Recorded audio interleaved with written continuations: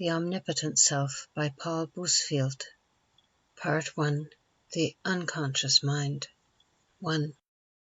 In considering the question of character with its various irregularities and idiosyncrasies, we shall have to accustom ourselves to dealing with factors which do not exist in consciousness at all. Strange as it may seem to the uninitiated, many of our thoughts, ideas, and motives are quite outside our normal consciousness, and of them only the resulting emotions and actions appear on the surface. This may be taken as an absolute and indisputable fact, and one which the reader should try to appreciate at the outset, although it is somewhat difficult to realize, for we always find it hard to apprehend and understand something which we can neither touch nor see. If one were to tell the ordinary laborer that water is composed of two gases which then combined form a liquid, he would probably be quite incredulous, and possibly in his ignorance might even deny emphatically any such possibility, on the grounds that it was against all common sense and experience, he failing to realize, of course, how very limited were both his sense and his experience.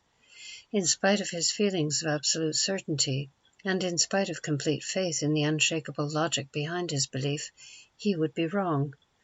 While it is not to be expected that many readers of this book will deny the existence of the unconscious part of the mind, it may well be that many will fail to realize that it is of more than theoretical value.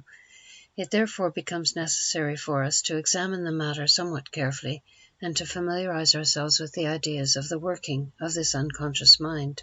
Without going into the further subdivisions recognized in psychology, we will confine ourselves to dividing the mind into two parts, the conscious and the unconscious, and of these, at any given moment, the conscious is by far the smaller part. We are actually conscious at any moment of but very few things, such as the book we are reading, the chair we are sitting on, and dimly of our immediate surroundings. 1,000 memories which we might conjure up of our childhood and our past are for the time being far from consciousness. Yet these matters exist somewhere in the mind, for we are able, if we choose, to search about in it and bring them into consciousness, even though we may not have thought of them for many years. This leads us at once to a striking fact, namely that while many things can be remembered at will, others which we feel we ought to remember cannot be brought to mind at all. It is an extremely common experience to find that one has forgotten a name completely, and that no effort will bring it into consciousness. Yet later on, apparently without effort, the name will come back to us, as we say. In fact, the very phrase we use, come back to us, implies that it has been somewhere away from us, that it has been lodged in some place that is foreign and unknown to us, yet which we are aware is somewhere within us. It is also common knowledge that a great many events and scenes of considerable importance to us at the time of action are forgotten, and that they can only be recollected if some sort of stimulus or reminder be given. For instance, a person may have forgotten completely where and how he spent a holiday 10 years ago. No amount of racking his brain brings anything to light. But having been reminded of a single incident that occurred during that holiday, the whole of the rest may come up from the unconscious in full detail. There is a third kind of memory, more important still, if one may be permitted to call it memory, and that is the memory of facts which no ordinary stimulus of this sort will ever bring up into consciousness again. The term memory is used here because we have every reason to believe that somewhere in the unconscious all facts have been registered, and in many cases may be partially brought into consciousness again by suitable means, such, for instance, as hypnotism or psychoanalysis, two very different methods, by the way. Yet though these impressions have been made on the mind, and though there is this unconscious memory still in existence in the ordinary course of events, we should never again be conscious of them. We may, however, be very conscious of actions and emotions emanating from the unconscious memory. Thus, suppose that as a child one had lived in the country, and on several very happy occasions a bonfire had been lighted at a picnic, and that later on one lived in a town, and that this picnic, which happened at the age of 3 or 4 years, had become completely forgotten, so much so that even photographs of the scenes or conversations on the subject carried on by other people brought no memory to light and seemed to touch no chord. It would still be quite likely that the mere smell of a bonfire in the distance, or any smell resembling this, would be enough to cause a considerable feeling of elation and happiness in the person, a feeling that something pleasant was taking place, an idea that if only one could remember, a pleasant picture could be called up. This is because it is associated in the unconscious mind with these previous happy occasions. Or again, suppose a child at the age of 2 or 3 years has been dropped into a pond and nearly drowned. Although the incident may in later years be completely forgotten, the horror of deep water and all its associations may vividly persist. It seems probable, and a considerable amount of work has been done on this subject in psychoanalysis, that every action, thought, or idea that has ever been registered in the mind, even to some extent before birth, is permanently fixed, and that although much of this cannot be brought into consciousness by present methods, yet all the feelings and emotions, however slight, which attended these thoughts, ideas, and actions, are perpetually being called forth by slight stimuli of which we are unaware, and these are playing their part in molding our thoughts, feelings, and actions in the present time. I had an interesting patient a short time ago who, owing to certain experiences in the war, was suffering from complete loss of memory, so complete that he did not know his own wife or even his parents. Under hypnosis, the whole of his memory was rapidly brought back, and when it appeared to be normal, and both he and his parents were quite confident that it was as good as it had ever been, I suggested that we might try an experiment to see if we could improve it still further. I asked him, amongst other things, if he could voluntarily remember the first time he wore knickerbockers. He had not the faintest recollection of the matter. I then hypnotized him and told him to give me the details. He described the knickerbockers minutely, the number of buttons on them, the fact that he wore them on his 3rd birthday, that his father had given him a penny and told him that now he was a little man he must have money in his pocket, together with a very large number of other details. I inquired of his father and mother and sisters, and they corroborated the details in every particular. I have tried several similar experiments with him and with 1 or 2 other patients under hypnosis, with considerable success, and have even tried to take them back to the memory of their birth. They have frequently produced many memories of events that occurred before the age of 1 year, but previous to that could only give reproductions of movements and pleasant and unpleasant emotions. Whether these latter are memories or not, one has unfortunately no means of proving, but the fact that under hypnosis both educated and uneducated people alike exhibit extremely similar ideas as to types of movements, expressions, and feelings at the various stages of their very early life inclines one to think that these reproductions may be memories. One has, however, to beware of the fact that observation and knowledge acquired in later periods of their lives might be the real factor underlying their apparent reproductions. Further evidence of a different nature will be given on this point, however, at a later stage in the book. 2. So far we have shown that there is an unconscious part of the mind which acts as a storehouse for memories, ideas, and emotions of the past. We have not, however, shown that it is anything more than a storehouse. But, if we look into it from other points of view, we shall see that it is a great deal more than a mere storehouse, for it thinks, reasons, comes to conclusions, and in fact assists in controlling our acts at every turn. Indeed, this unconscious part of our mind wields driving forces of the utmost potency in molding our lives. Let us examine first the reasoning faculty of the unconscious mind. Maeder gives a good example of this. A house surgeon at a hospital wished particularly to keep a certain appointment, but he was not allowed to leave the hospital until his chief, who was out, should return later in the evening. As his appointment was of considerable importance, he decided to brave the anger of his chief. He therefore kept his appointment, but when he returned later he found to his astonishment that he had left a light in his room, a thing he had never done before, although he had occupied that room for 2 years. He thought the matter over and soon realized why he had done this. The chief, on going to his own house, would pass the window and would see the light burning within, and imagine that his house surgeon was at home. The unconscious mind had rapidly reasoned this out, and had determined that the conscious mind should forget to turn off the light.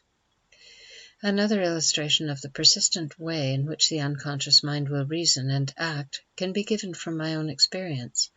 I had to attend a lecture given by a man with whose views I totally disagreed. I had no wish to attend the lecture, but felt compelled to do so in an official capacity. Consciously I determined to go, Unconsciously, when I made the note of the lecture, I wrote down the time of it in my engagement book a week late. On discovering this, I consciously endeavored to rectify the matter, but my unconscious mind wrote Tuesday instead of Thursday in my engagement book, so it went down wrong once again. Later, having been forced to see my mistake by a friend mentioning the matter, I omitted for a short time to rectify it in my engagement book, feeling sure that I should remember to do so a little later. But alas, for the determination of my conscious mind, I forthwith made an appointment for a patient at the real time appointed for the lecture, and so could not, in the end, attend it. Now, these lectures were held regularly on a particular day of the week, and I had generally looked forward to them, and attended them without any difficulty. It was only in this one case that I did not wish to go. My conscious mind decided to attend, but my unconscious mind played trick after trick in order that my real desires should be satisfied. Such examples could be multiplied indefinitely. It is possible that many would say that they do not actually prove unconscious reasoning nor power of thought. Let me, therefore, give one or two examples of a different nature. A friend of mine once told me that he had spent several days in trying to work out a chess problem without success. One morning he woke up with a picture in his mind of the exact moves that he must make. The problem had been solved in his sleep unconsciously, and with no recollection on waking of any conscious effort at reaching the solution. In my own experience as a schoolboy, I failed to solve a problem in Euclid during an examination.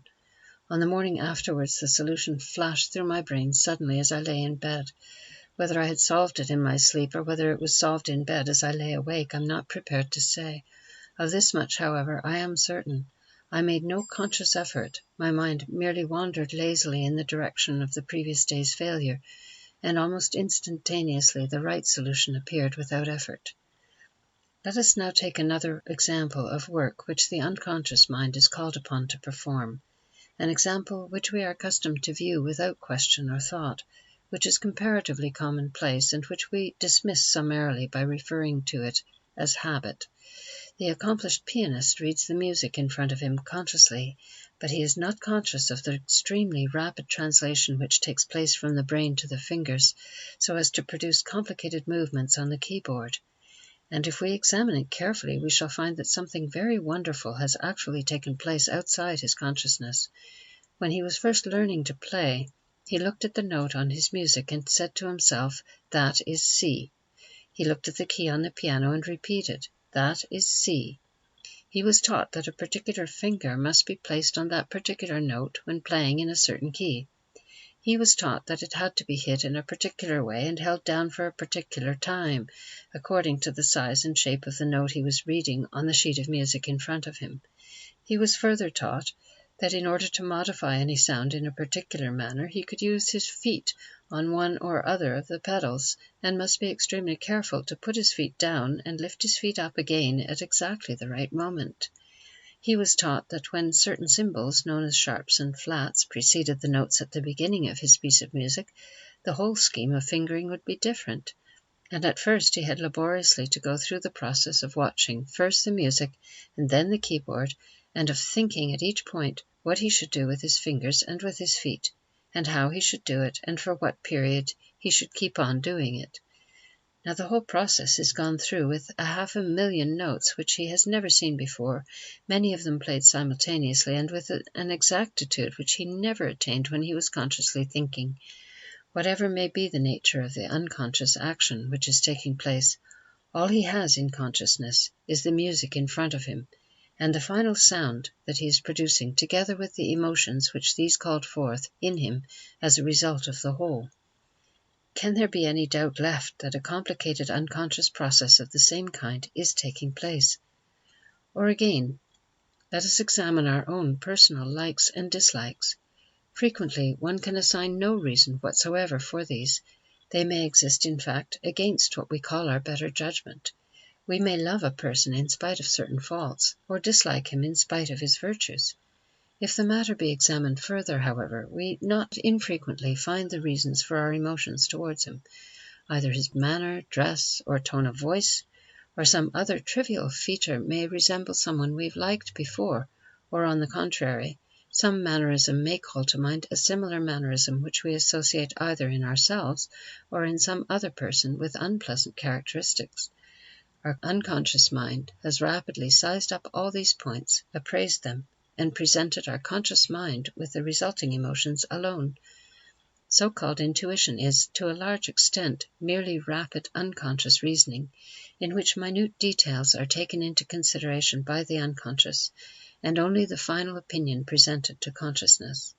One should beware of trusting intuition too much, however, in spite of popular prejudice to the contrary, for unconscious reasoning is just as liable to be wrong in its conclusions as is conscious reasoning, and it is just as liable to reach the conclusion which best serves its immediate purpose, and to suppress truth where it is unpleasant.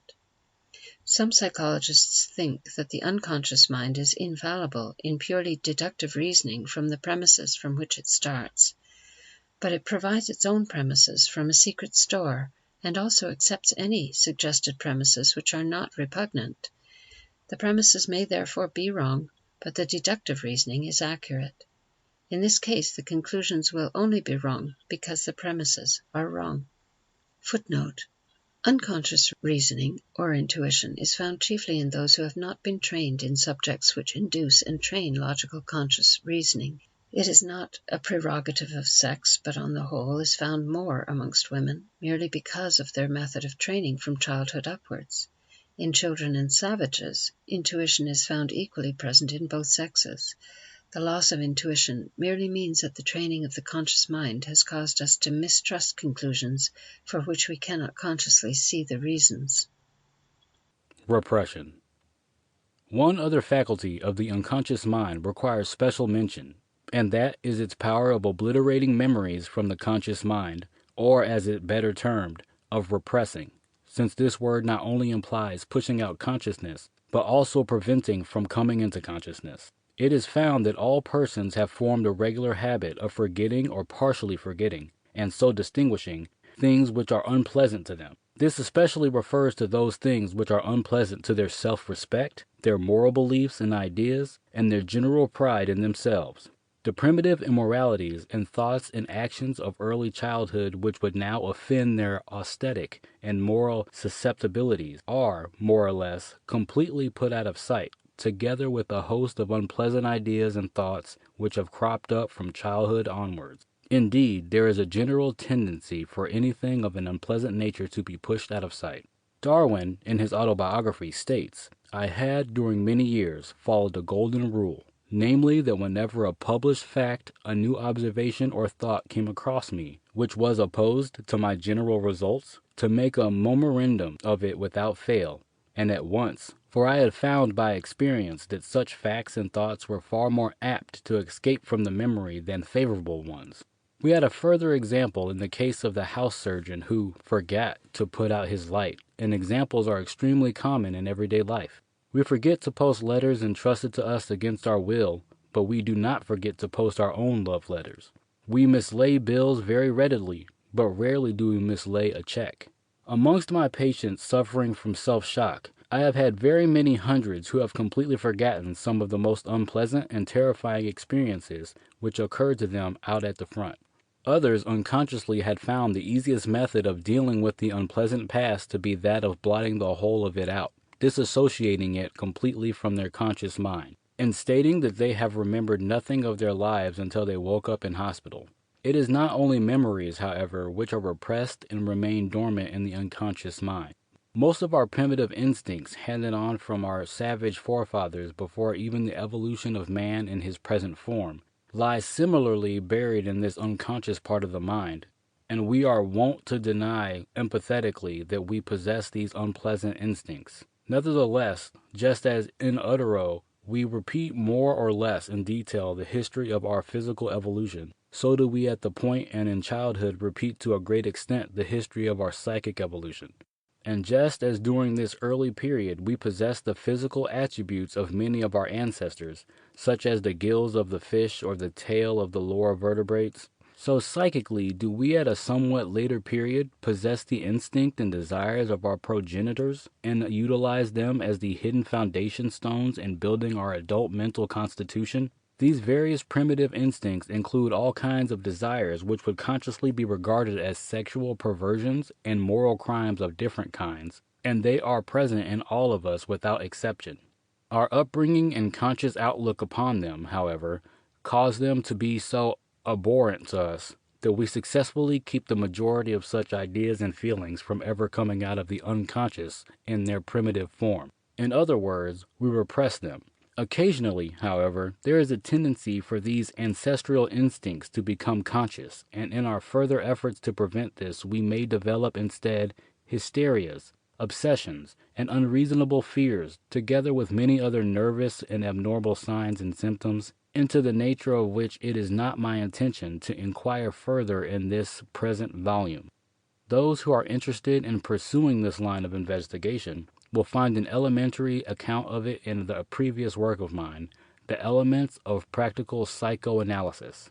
All that I wish to emphasize here is that we do push out from the conscious mind unpleasant thoughts and memories, that we do repress and keep in the unconscious mind unpleasant desires and instincts, and that we do, as a result of this, have many unconscious or semi-conscious conflicts within ourselves, which may lead to unpleasant feelings of depression, irritability, fear, or in more pronounced cases, hysterias, obsessions, and even permanent mental derangement. A further and somewhat important result of our possessing so much which is unconscious, and of having so many feelings and ideas in consciousness of which we do not know the origin, or of whose origins we have but the vaguest and haziest notion, is known as rationalization. This word signifies that we find reasons for doing or believing things which are of a pleasant nature and agreeable to us, and vice versa. Following on this rationalization comes also a certain conservatism which tends to retard progress of any sort, which dislikes looking at new ideas, and this for a very obvious reason. Looking at new ideas, examining ourselves or our work very closely, has a tendency to bring to light from time to time the very primitive instincts and feelings which we have been at so much pains to repress. And rather than submit to the indignity of discovering how really imperfect we are, and having our pride in our divinely constituted natures shaken, we have acquired a habit of denying and fighting strenuously against discovering truths connected with either our moral or physical evolution which would be unpleasant to us. In the light of our upbringing, such new truths are often unpleasant, therefore we rationalize that they must be untrue. For having been educated to venerate logic and reason, we can only be satisfied with any given conclusion we come to when we feel that it is justifiable in the light of logic and reason. But the logic of rationalization is false logic. For many years, scientific and popular thought denied strenuously the possibility of the now universally accepted theory of human evolution. And on scientific grounds it was urged, with much plausible reasoning, that it was not possible to develop a high type like man from any low form of animal. On religious grounds it was argued equally passionately that if evolution were true, the Bible were wrong, God disappeared, and therefore the theory of evolution was untrue. The real reasons lying behind those reasons advanced by both the scientists and the general public, however, were not the reasons so carefully thought out by them, but consisted largely in the fact that they did not wish to find that the body, which they had hitherto thought a special and divine creation partaking of the miraculous, to be merely a stage in the evolution of life on this planet, and possibly not a final stage at that. For in that case, no longer would man be able to flatter himself that he was almost divine. He would have to relegate himself to the possibility of being in a stage of semi-barbarism. He would no longer be a final perfect product, but merely a half-finished article. It was this blow to his pride that he could not stand, and it is the same today. Whenever there is a likelihood that examination, particularly through research work, has thrown light on this psychic evolution, on the imperfections of his moral laws, or on the crudity of this conventional custom, the process which takes place in him is much the same. Firstly, dislike of the idea. Secondly, on further examination of it, hatred of the idea. Thirdly, rationalization directed against the idea. Fourthly, contentment, in that he has proved by logic and reason that the idea is wrong. Hence, it is that the truth takes long to emerge, and that obsessions and hysterias and even trivial abnormalities are difficult to cure, for the cure involves seeing our own imperfections naked and undisguised. In all of these cases, we are trying to keep out of consciousness those things which will distress us or cause us to have conflicts, or to have to readjust our views of ourselves, or in fact cause us unpleasantness in any form. It will be noticed that I have mentioned pride in the belief that we have reached a condition of final development, and in our superiority over the rest of nature, as being one of the important factors in preventing our advance. It is to the development of this pride and its ramifications that I am devoting the major portion of this book. Chapter 3. The Forces Shaping Character. It will be seen from the foregoing that evolution of the individual character may be the result of a very large number of forces at work, of which many are quite unconscious, and that any considerable disturbance or variation of the unconscious factors will considerably modify the character of the individual, in spite of conscious desires in some other direction. The character of an individual is the sum of his thoughts, ideas, capacities, desires, feelings, and actions, and the general forces molding it may be briefly summarized as follows. 1. The primitive instincts inherited from his ancestors and held back in the unconscious mind. 2. Environment and education. 3. That pride in his own greatness to which we referred in the last chapter, which modifies all the other forces at work, according to the direction of its development. This force will henceforth be called by the name narcissism, for a reason shortly to be explained.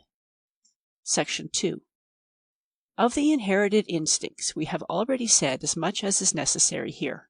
It suffices for us to recognize that they are for the most part of a primitive erotic type, and that they are so repressed and modified as to be unrecognizable in the normal adult.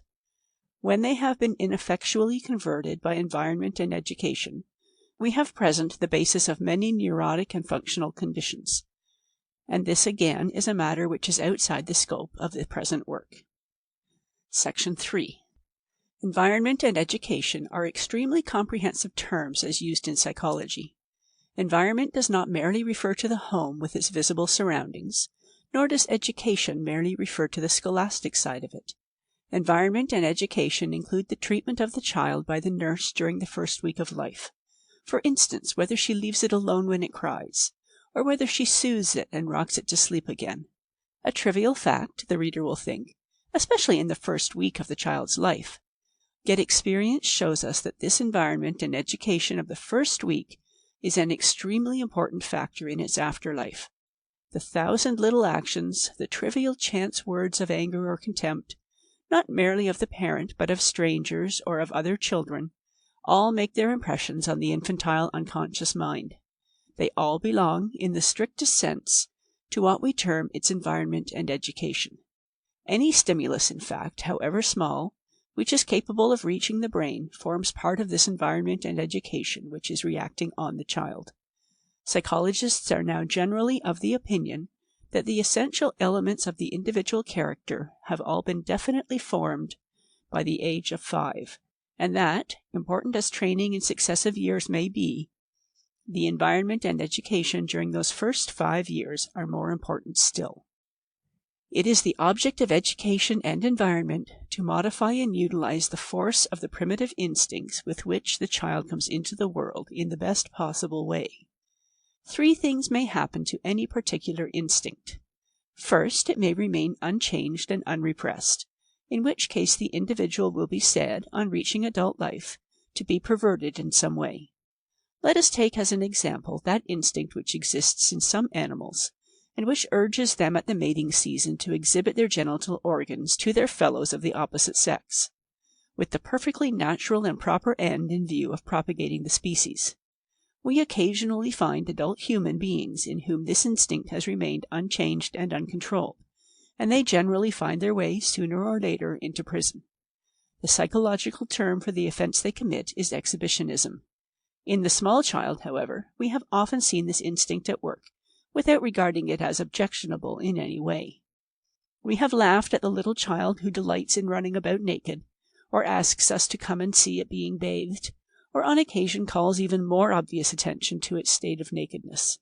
It is quite unconscious of the primitive instinct which it is displaying, and since it is a child and cannot in any way fulfill the sexual objects of the instinct, we pass the matter over without further thought. Secondly, our primitive instincts may be displaced, and the displacement must be such as to conceal them from our conscious thoughts, in order that they may be tolerated by the conscious mind. For instance, the normal adult will not be guilty of exhibiting his nakedness in the way above referred to, nor will he display desires of sexual exhibitionism in a conscious manner. But he, or more frequently she, will displace these ideas, and will only call attention to the sex of her body indirectly by exhibiting the neck or arms, or more indirectly still through the medium of clothes designed to suggest, for the most part unconsciously, erotic ideas. Thirdly, a much higher state may be reached by some people in which the primitive instinct has now lost entirely its erotic meaning, instead of being merely disguised and displaced as in the last case. The force and energy of it has all gone from the personal physical plane to serve a useful social purpose of a non-sexual nature. This is known as sublimation, and instead of the desire of our exhibitionist to show himself or herself physically, the person may attain the desire by showing a fine character, by designing a fine building, achieving some high position, or anything in fact of an ideal or non-erotic nature. Exactly the same process takes place in the opposite of exhibitionism, which in its primitive form we term observationism. Peeping Tom is a celebrated example of this. We have a displacement of observationism in the fairly average young man, who likes to observe all that he can of the charms of every woman he comes into contact with, who takes an eager interest in her shoulders, breasts, underclothing, and any part she may exhibit. And we have the third or sublimated stage in the scientist, who has turned most of his primitive sexual instinct of looking, in the sexual sense, into looking down the microscope, or searching for the secrets of nature, and delving amidst her hidden laws, instead of using the same primitive desire to look in an unsublimated and rather more infantile manner. It is exactly the same with a large number of other primitive instincts, which even did I mention them here would not be grasped or understood at all by many without very much further explanation. Suffice it to say that many of our higher activities and desires are sublimations of lower and more primitive instincts, which we are learning to develop and control, and that education and environment have, as their object, the training of the child by turning the forces at work in his primitive instincts through the stage of displacement into the final one of sublimation. It should be clearly grasped that the energy lying behind our primitive instincts, whether it be repressed, displaced, or sublimated, is a very real force, compared with the physical energy which we are accustomed to deal with in everyday life, and this energy must find some outlet for its discharge.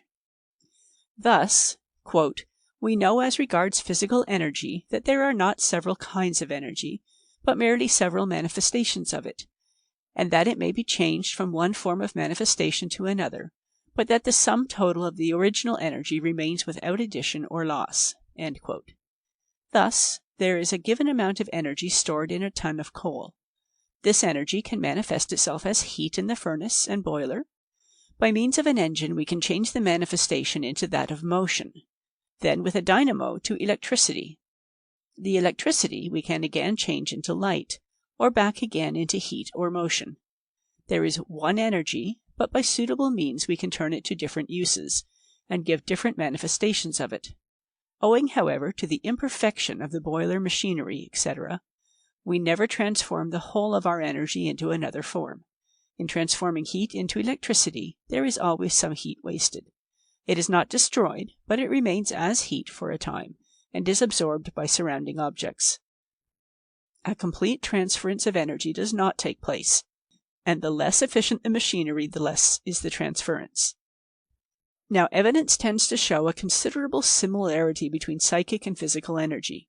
In all probability, there is only one ultimate psychic energy which, like physical energy, can be directed into different channels. Thus, the energy of erotic desire can be directed to a large extent into the energy of desire for music, religion, science, or sport. Or the energy of the desire for sport may be changed into the energy of the desire for mental exercise, such as chess, mathematics, or science. For example, an individual feels restless. He then desires to play tennis. The afternoon is wet. He plays chess instead. His psychic energy has been diverted from one channel into another, with its accompanying excitement and satisfaction of desire, with its final feeling of fatigue and repletion. Psychic energy, like physical energy, can never be entirely diverted from one channel to another. There is always some, often a large quantity, which is not altered in character. The amount of this depends largely on the person concerned, just as the amount of physical energy, changed from one form to another, depends on the efficiency of the engine or machinery.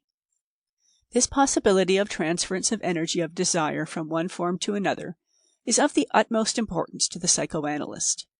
By the technique of psychoanalysis, the energy of repressed desires is first freed from deleterious objectives, and then transferred to legitimate ones. The energy behind the conflicts which lead to alcoholism or drug taking may, under suitable conditions, be transferred to energy of higher types of desire with more suitable outlets. These processes are known as transference and sublimation respectively. It may be taken that every mind has a given amount of psychic energy which must find somewhere its suitable outlet in satisfying desire, whether for accomplishment or for enjoyment. We may here again take the opportunity of stating that the efficiency or lack of efficiency demonstrated in different individuals in their attempts to transfer the energy of desire from a lower to a higher channel depends not only on heredity and constitutional circumstances, but to an extraordinary degree on the individual's environment and the actions of the parents in the first 3 or 4 years of his life. The reason why seemingly excellent parents produce sometimes execrable progeny becomes clearer under psychoanalysis. The over-strict parent produces one type of inefficient children. The parent who spoils produces other inefficient types.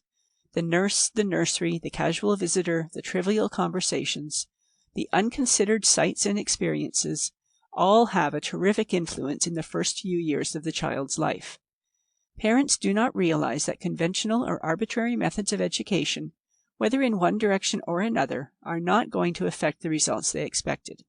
The primitive unconscious mind of the child understands and absorbs in a manner that civilized man does not recognize. The bad father may by accident or neglect produce an excellent child. The good father with all his designs may produce a bad one. This is not an attempt to show that as the child grows up, all its actions are dependent on the early environment, merely that we can never compare the good or bad in individuals, that an apparent failure, owing to his inefficiency of powers of sublimation, may yet be devoting more energy to ascent than the successful saint whose early environment made for efficient transference of energy of desire. Some of the commonest of errors made by well-meaning parents will come to light at a later period. They teach their children to repress erotic and other desires, but they omit at the same time to assist the development of that sublimation of them which is absolutely essential. Section 4. We now come to the third great factor in character formation, and as this particular factor is going to occupy the major portion of this book, I will not do more here than indicate briefly the symbolic meaning of the term narcissism. The reason why this term is used in connection with our primitive feelings of pride will then gradually unfold itself. Narcissus was the son of the river god Cephissus. In his mother's eyes he was extremely beautiful, and later in the eyes of all others, including himself. It was his wont to walk abroad in solitary places, lost in admiration of the graceful form which he thought no eyes worthy to behold save his own. On one occasion, he wanted to drink from a cool spring, and catching sight of his face in the water for the first time in his life, at once fell in love with it, not knowing it to be his own likeness. On his knees at the edge of the pool he stretched himself and looked down upon a face and form so entrancingly beautiful that he was ready to leap into the water beside it. "Who art thou who hast been made so fair?" cried Narcissus. And the lips of the image moved, yet there came no answer. He stretched out his hand towards it, and the beautiful form beckoned to him. But when his hand touched and broke the surface, it vanished like a dream, only to return in all its enchantment when he was content to gaze motionless, even then again growing dim beneath the tears of vexation he shed into the water. Repeatedly he tried to gather the lovely image in his arms, but it always eluded him. But when he entreated and implored, it imitated his gestures with unfeeling silence. Maddened by the strong allurement of his own likeness, he could not tear himself away from the mirror which ever mocked his fancy. Hour after hour, day after day, he leant over the pool's brink, crying in vain for that imaginary object of adoration. But at last, from despair, his heart ceased to throb, and he lay still among the water lilies that made his shroud. Before proceeding further and examining the development of narcissism, and those factors which come to preserve it, and make it forceful in our unconscious mind, we must first briefly consider the subject of determinism. Chapter 4. Determinism and Willpower. Determinism is the doctrine that all things, including the will, are determined by causes. It is the antithesis of the doctrine of free will. In its complete form, it holds that the individual has no direct and voluntary control over his thoughts and actions, but that every thought and action is inevitably the result of a large number of previous thoughts and actions which have gone before. There is a very large amount of evidence, and indeed, whether we admit it or not, the evidence is quite irrefutable, that in regard to the majority of our actions the doctrine of determinism holds good, but the evidence is by no means sufficient to enable us to conclude that we have no free will. Freud, in his book on the psychopathology of everyday life, and in other works, gives many convincing examples that much in our character, that many of our actions, evil and good, are quite beyond our control at any given moment. But there is one thing that appears to have been overlooked, and that is, that in all the examples given one could not conceivably utilize free will in any case. If I ask you to think of a number, what opportunity do you get of using your willpower? If you put the wrong latch key into the door by accident, have you made any effort to use willpower? When a patient is suffering from hysteria due to repressions of various kinds, in that particular matter the willpower has already been lost. When a chronic alcoholic is unable to cease from drinking, his willpower in reference to this has disappeared. Therefore determinism holds the field completely. The will has no opportunity of working then. In all the examples which Freud gives, one discovers on careful investigation that for some reason or another there is no opportunity for the use of free will. Such evidence as we have certainly does not prove the non-existence of free will, but merely shows that in a very large number of our thoughts and actions we do not use any will at all, and that in other cases we are unable to use our will effectively. When determinism does rule, we may liken it physically to this. A patient sits down and crosses one leg over the other and leaves one leg hanging free. On tapping it smartly beneath the patella, the foot will kick. The knee jerk has been elicited. If this be done 50 times, the result will be the same 50 times. There is movement of the leg, but this movement is predetermined. On the other hand, this does not prove that no other movement of the leg is possible. Under the conditions just given, the man's will, or the freedom of the leg, is merely eliminated during that period. Or again, we may liken it to a locomotive standing at the top of a hill. If the brake be taken off, the locomotive will run down the hill and will do it every time. But this will not prove that did somebody happen to put the brake on halfway down the hill, the engine would still go on running. However, all actions which we may ascribe to our will are no doubt strictly limited by other predetermined conditions. The man on the engine may run it backwards or forwards, but only within the very much prescribed limits which the rails allow. We may safely accept this much determinism, that although the will exists, its capabilities are strictly circumscribed by determinism. It is rather in his general direction than in any specific act that a man has most control. We certainly have not the amount of free will which we like to believe we have. For example, the reader of this chapter may have returned home tonight and have said, "I will not have a meal tonight, it is too hot." What are the factors or determinants, as they are called, in this case? Perhaps external heat produced languor by various physiological processes, combined with lack of appetite, in its turn produced by several causes, and added to this depression, produced by bad business deal, and in its turn the result of many other determinants outside the reader's control. There is no desire to eat. and these various determinants added together prove stronger than the habit of eating the evening meal. Having, however, read this chapter as far as this point, the reader, desiring to disprove my unpleasant suggestion, immediately says, "Ah, I will prove that I have free will. I will eat my meal in spite of not wanting it." Alas, this does not prove free will. New determinants have merely been added on the other side, and desire to prove strength of mind has now outweighed accumulated efforts which prevented you from eating. Since it has been shown that a man's control is constantly being limited by other determinants, it follows that the criminal whose environment and determinants, conscious and unconscious, have been manufactured for him from evil sources, yet who, on the whole, is progressing upwards in spite of these, may be forming a far better character than the archbishop whose environment from the beginning has been such as never to give him criminal characteristics, yet whose growth has been, on the whole, towards a more selfish position, even though this be not noticeable to the eyes of others. Now many of the determinants forming our characters lie in the unconscious. They are unknown to us, and only the results of their activities are visible.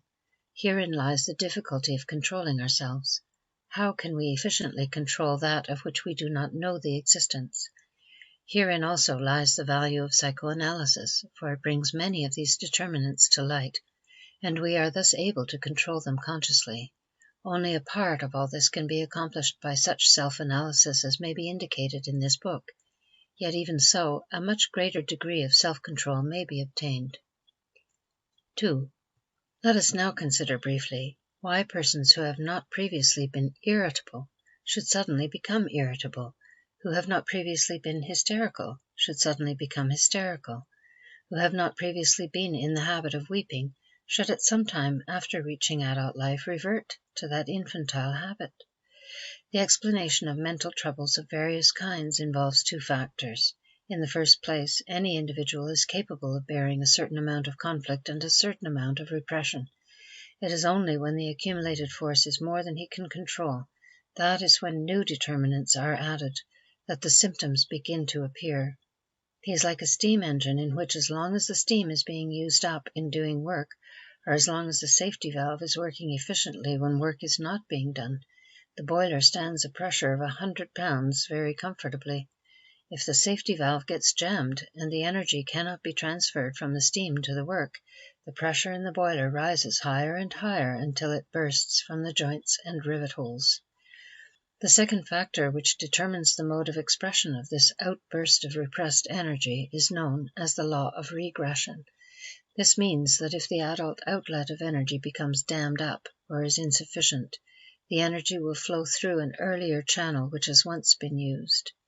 The individual will, in fact, revert to some method which he was wont to use in earlier years or in infancy. It is true that this may be disguised and not recognized as an infantile mode of expression until it is looked into more closely. This question of regression, however, need not be more than touched upon here.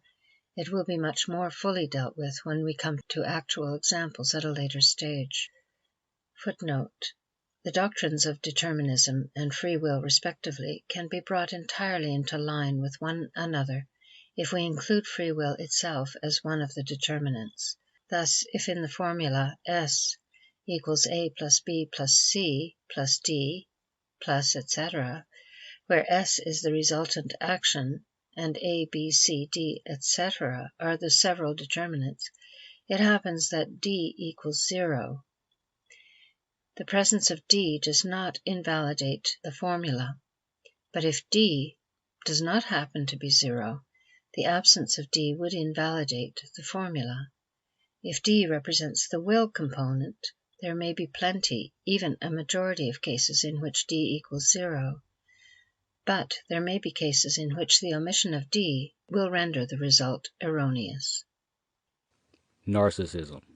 The term narcissism has already been mentioned, and some slight indication of its importance in character development has been given. We have also examined the derivation of the term and found that it implies self-interest, self-importance, self-worship, all of which characteristics are in modified degrees possessed by everybody. There are, however, many other manifestations of narcissism.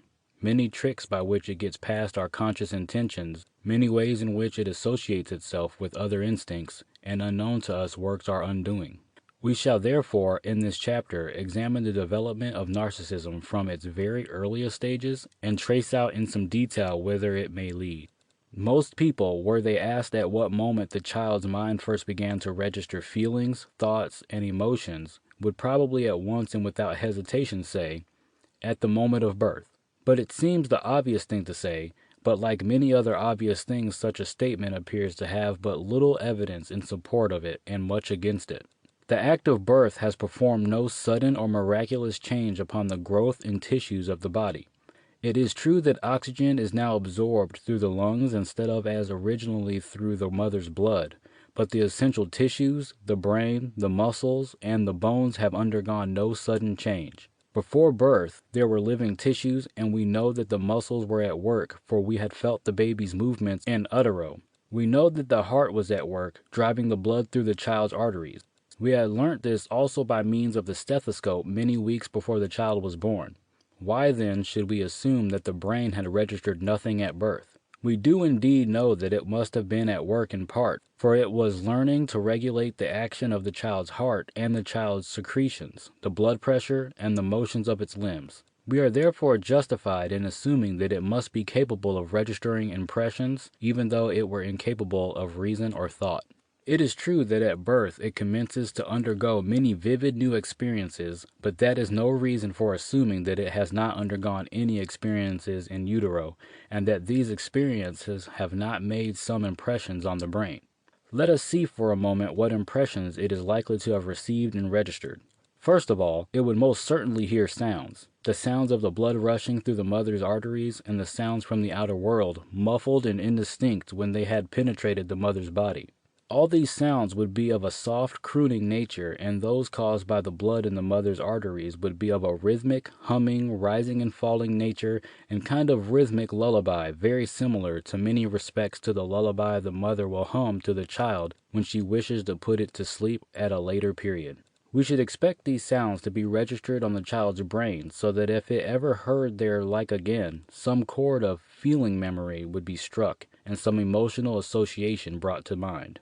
In the second place, external movements would be registered on the child's mind as the mother walked about. There would be a swaying or swinging movement. Again, we should expect that when, in afterlife, the child experienced a swaying or swinging movement, a chord of memory would be touched again, and these earlier associations would be revived. Not as a conscious memory or fact, of course, but as a feeling. Again, conscious movements of its own limbs might be impressed upon it. It would find when it tried to move that its movements were limited and that it attained more perfect peace by refraining from attempting to struggle and change its position. It would be impressed by the pleasantness of inertia as opposed to the unpleasantness of making an effort. And finally, its general position with the knees drawn up and the chin bent down would be firmly registered, so that when in afterlife it again assumed this position, once more the chord of memory would be struck, and the old feeling of repose would be likely to return. Now, we cannot assume that the child has any active mental state before its birth, but we know that its condition, taken in conjunction with its extremely limited experience, is one as near omnipotence, from its standpoint, as may be. It breathes, or rather absorbs oxygen without any effort of breathing. It is fed, it is kept warm and comfortable without any effort whatsoever. It lives in a world entirely its own, where everything works together for its comfort and well-being. It has to make no struggle for existence. It has to deal with nothing real, save perhaps that its voluntary movements are limited, and this perhaps is bad for its education, since at that period of its life it learns that it can be most comfortable by making less effort. And here we see the beginning of that which we all possess in afterlife, inertia. The difficulty of making a beginning at anything, the objection which we have to making efforts. Now let us see what happens to this omnipotent little creature at birth. It goes through the probably painful process of having its position roughly changed and being thrust into an atmosphere which is cold and unusual to it. Moreover, it has to make its first struggle for breath, its first effort to sustain existence, and in its struggle for breath it utters cries, which by experience it very soon finds to be magic sounds which enable it to fulfill its wishes. But of this more later. After its first rude awakening, let us once more see what happens. It is wrapped up in something warm, that is, it is returned to a semblance of the womb by having something round it which keeps out the cold. It is gently rocked to and fro by the nurse or other attendant, and again its semblance of the previous rocking in the womb is returned to it. Crooning sounds are murmured over it, and the semblance is still more complete. It frequently draws its knees up somewhat if it is placed in such a position that it can do so with ease, and falls asleep. It has attained as nearly as possible once more the semblance of its pre-birth condition, where it has no cares and is warm and comfortable again. And though it has become acquainted with effort, it is quite obvious that its feelings of omnipotence, if we may so term it for the moment, is hardly yet disturbed, and the world it has come into differs but slightly from the world which it has left. It is still a world in which the infant is in the center and ruler, in which its every want is attended to without any effort on its part, save that it may sometimes have to call attention to its wants by means of the magical cry which it soon learns how and when to use, and which acts in a truly magical manner in accomplishing the fulfillment of all its desires. During the first few weeks of the infant's life, this delusion on the point of the child is largely kept up. Few people think there is any harm in attending to all a baby's wants in the first months of its life.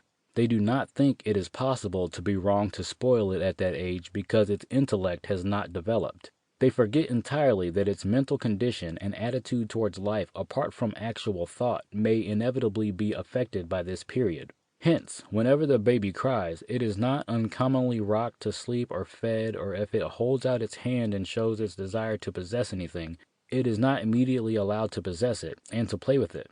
It has to make but the faintest attempts to adjust itself to its environment. It has to face but the slightest reality. All its desires are immediately fulfilled and kept in a condition of almost continual fulfillment. And it may remain for a considerable period as near being an omnipotent creature as it is possible for any living thing to be.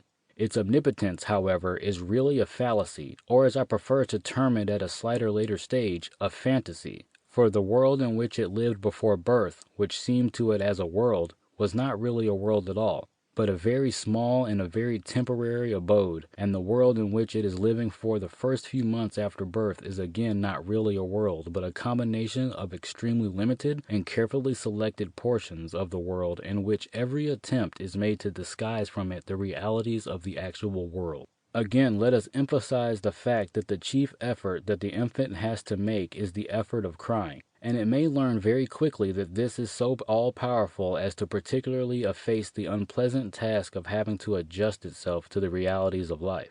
This process is carried on with slight modification for many months. The infant has but to wave a magic wand, as it were, has but to emit a little magic noise from its mouth, and all the world it knows is set in motion to give it satisfaction and some semblance of its pre-birth omnipotence. This cry which brings its gratification, if it has been really effective over a too prolonged period, will tend to fix permanently in the child's mind the fact that either weeping or making a magic noise with the mouth will always attain for it gratification. And although at a later stage the conscious mind will be obliged to accept a considerable amount of reality and to reject the ideal of omnipotence, yet the unconscious mind will persist in the struggle and will make futile efforts to forget reality, to change reality into fantasy, and to regain its omnipotent state. When a man uses expletives because some task of his has failed to result in success, he is really repeating the infant's cry. He is really uttering a magic sound which his unconscious mind hopes may somehow remedy the failure. He has not definitely accepted the reality of failure as a commonplace hard fact of life at the moment at which he utters his expletive. When a person weeps at some unpleasant happening or in anger at something which has touched his pride, exactly the same is taking place. He or she has failed to make a complete adaptation of himself to the facts and realities of life. He has obeyed the law of regression, to which I referred in a previous chapter, and has returned to the infantile method of expression, namely weeping, with the unconscious hope that a magic compensation will result. That instead of his having to adapt himself to the facts of life will somehow adapt themselves to his fantasy. Hence, the first piece of advice that one must give to parents is that they should, from the earliest possible moments, train the infant to understand that the magic cries will not at once produce their expected result. And the first week in the infant's life is all but important in this matter. The choosing of the nurse who has charge during that period should be done with great care, and what is required of her should be insisted on. Too great emphasis cannot be laid upon these points. The child should be fed at regular and proper intervals and should be kept warm. If it cries, as it will do naturally, it should be left to itself to cry. It should not be picked up and rocked to sleep, given another meal, nor petted. If it is left to cry, it will learn very rapidly and at the right period of its life that the sound which it emits are not magical, and it will begin to adapt itself to the fact that it lives in a real world which has not been built solely and only for its own delight. It is curious to note how regression, this instinct to return to the earlier mode of expression, to return apparently even to the pre-birth state, persists in the unconscious mind. During the war, I knew a youth who was intensely agitated by the air raids. He felt perfectly safe, however, if he could crawl under the bed or table, where he could curl himself into practically the same position as that of a normal baby before birth. When questioned, he had not, of course, the slightest conscious knowledge of why he felt safe in such curious circumstances. But it does not seem improbable that the association of ideas produced by his position and by the confined space created a feeling akin to the feeling of safety which had been his in his pre-birth omnipotent position where nothing could harm him. A similar feeling of security was experienced by many normal persons in cellars and other confined spaces and was probably of the same origin, for there is no doubt that this safety was felt even though their reason told them that a bomb was as likely to reach their confined space as any other place in the neighborhood. Again, I know of innumerable cases in which soldiers felt very much safer from bombs which fell at night when they were under cover of a canvas tent. Logically, of course, the thing was absurd. Emotionally, it was a fact, and all were equally unconscious of any possible reasons for the feeling of security produced. An example of this same tendency at an early age is seen in children who cover their heads with the bedclothes when they are frightened. To return to our narcissistic infant, we are now impressed with the fact that one thing of the utmost importance in the first years of its life is that it shall gradually come into contact with reality, shall discover that all things do not belong to it, that its omnipotent feelings are based purely upon fantasy and not upon reality, and upon the method of its disillusionment, and the age at which this begins largely depend the future powers of adaptation of the child to its surroundings. It has now become obvious that the newborn infant lives in a world of fantasy in which the relative importance of itself to things outside itself is not merely distorted but it's entirely absent. And if we can suppose a child kept artificially in this condition till it reached adulthood, every wish satisfied instantaneously, every force it knows directed entirely towards gratifying its immediate desires, we do not require much imagination to understand how absolutely helpless and lost this omnipotent creature would be if suddenly turned into the world to face life in reality. His one desire would be to return to its omnipotent state, his one effect to keep at bay reality and turn it into the pleasant fantasy of the previous 20 years. For he would, surely, before his disillusionment, have really come to believe himself omnipotent, the only real thing in a fantasy world of his own fashioning and dreaming. An extreme case of this kind is, of course, an impossibility, but there are many and various degrees in which it is approached. Probably the nearest approach to it may be found in cases where some sort of moral or mental conflict has been too much for an extremely narcissistic mind, which has then completely regressed, refused to recognize the outer world, and developed a certain form of insanity. And from this state of complete narcissistic regression, all degrees and kinds of manifestations of it may be found, until we reach at the other end of our list a person who expects everyone around to consult his wishes and peculiarities, or who is merely somewhat impatient or inclined to irritability, or merely oversensitive to either mental or physical pain. There is no more certain fact than that if an infant be allowed to postpone its acquaintance with reality too long, it becomes fixed in a more or less degree in conditions in which fantasy plays too prominent a part, and regression of some kind takes place as it meets its real difficulties. Fact and fantasy. In the last chapter, we emphasized the fact that one of the first products of narcissism was the infantile difficulty of distinguishing between fact and fantasy, of realizing the world outside oneself.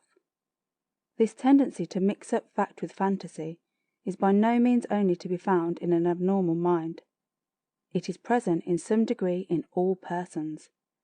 Each one feels himself to be the most real thing present, and in feeling this, he has a tendency to believe that others round him are in some way less real, though, fortunately, very few carry it far enough to imagine that all the others are merely part of a dream in which the dreamer is the only real figure. As the Red King in Alice Through the Looking Glass is supposed to have done, when the remark is made to Alice, "You're only a sort of thing in his dream. If that there king was to wake, you would go out bang, just like a candle." And yet, quite a large number of people find it difficult to realize, firstly, that they must die, and secondly, that the rest of the world will not die also when they die. They know, of course, that this latter is not the case, yet they cannot look upon it as a commonplace fact. Their narcissism refuses to contemplate their own mortality. It represses the fact and leaves the idea vague and unreal to them. In children, the difficulty of distinguishing between fantasy and reality is quite normally much more accentuated than in adults. And since they start in a world of fantasy, and their training is to lead them to a world of reality, it is obvious that the halfway stages will be obscured by a strange mixture of the two. All children go through the stage in which fantasy and reality are by no means clearly differentiated, and most young children succeed, day by day, in fulfilling impossible wishes and fantasies in a manner which a properly developed adult can never do. A little boy desires to possess a pony. If this be possible, his imagination gives life to a rocking horse, and failing that, he may tie a piece of string to a chair, and with great pleasure and much emotion urge on his fiery untamed steed across the mountain and desert. He fulfills his wishes immediately by means of a fantasy, which, for the time being, successfully replaces reality. If this child grows up normally, this possibility of fantastic fulfillment should gradually disappear. How many adults, for instance, could take a bathtub in the dining room, sit in it, and with the aid of a vivid imagination thoroughly enjoy a pleasant sail at sea? We trust no one, at any rate of our readers, for they would be of that type which has no perspective, and they would most certainly fail in their vocation as practical men and women. Yet remnants of fantasy thinking remain with everyone, and in a moderate degree, so far as we know, such remnants do but little harm if they are present in small measure only and kept in watertight compartments. Adult fantasy thinking very largely consists in what is known as identification, which may be either conscious or unconscious. Of this we shall have more to say shortly. At the moment, let us trace out what should happen to the normal child as it grows older. Education and environment should be gradually convincing the child of the unreality of its fantastic thoughts and of its early world, should be inducing it to think in terms of facts and to adjust himself to these facts, instead of attempting the impossible task of adjusting these facts to suit his own fantastic conceptions of them. The method of thought which he should develop in order to thus fit himself to meet the world adequately has been conveniently termed directive thinking. Directive thinking is controlled thought-based, upon facts seen in their true perspective, and with a purpose in view which is both definite and possible. It is the very opposite of fantasy thinking, which is generally indefinite, based upon a lack of perspective, and attempts continually to attain the fulfillment of wishes impossible of fulfillment. The purpose in view must be purposive to the thinker, a change to be produced in the world, either in its happiness, its morals, its commercial prosperity, or in other forms of progress, or even of deterioration. Or the purpose may be to effect changes in the individual's own happiness or prosperity, or it may be directed towards a mental change in the thinker himself, with no immediate idea of changes in his external surroundings. Thus a man may wish to improve his own character by eradicating a bad habit. He may do this by thinking carefully about it, by analysing the causes of the habit, by giving himself auto-suggestion in opposition to the habit. All this, even if the habit may not in the end be eradicated, must be classed as directive thinking. Directive thinking is thus obviously controlled thinking, requiring an effort of attention and concentration, as opposed to fantasy thinking, which knows but little control save that of desire, and little effort or concentration. In all the business of everyday life, directive thinking must be employed, whether we are merely using our minds to decide the most trivial problem, such as the best way of eradicating weeds from the garden, or whether we are deciding upon a policy to be pursued in some great commercial or political enterprise. Every time we use our brains in directive thinking, we are establishing a habit, which gradually gives us power to produce changes in our environment and in the world in general. Every time we indulge in fantasy thinking, we encourage the habit of living in a world of our own ideas, and we are destroying the habit which enables us to create in reality. The two forms of thinking may, of course, overlap considerably.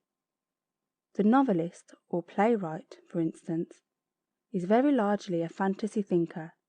He may feel the emotions of the various fantasy characters which he evolves, but in order to arrange the words and sentences, and furthermore in having an idea to portray or in drawing attention to evils which he thinks should be remedied, he is using considerable energy in directive thought, so that it becomes obvious that directive thought need not merely apply to the things of the immediate present, nor even the near future, and in trying to draw a distinction between the two, one is often confronted with a superficial criticism that certain ideas must pertain to fantasy thinking, because they can never come to pass.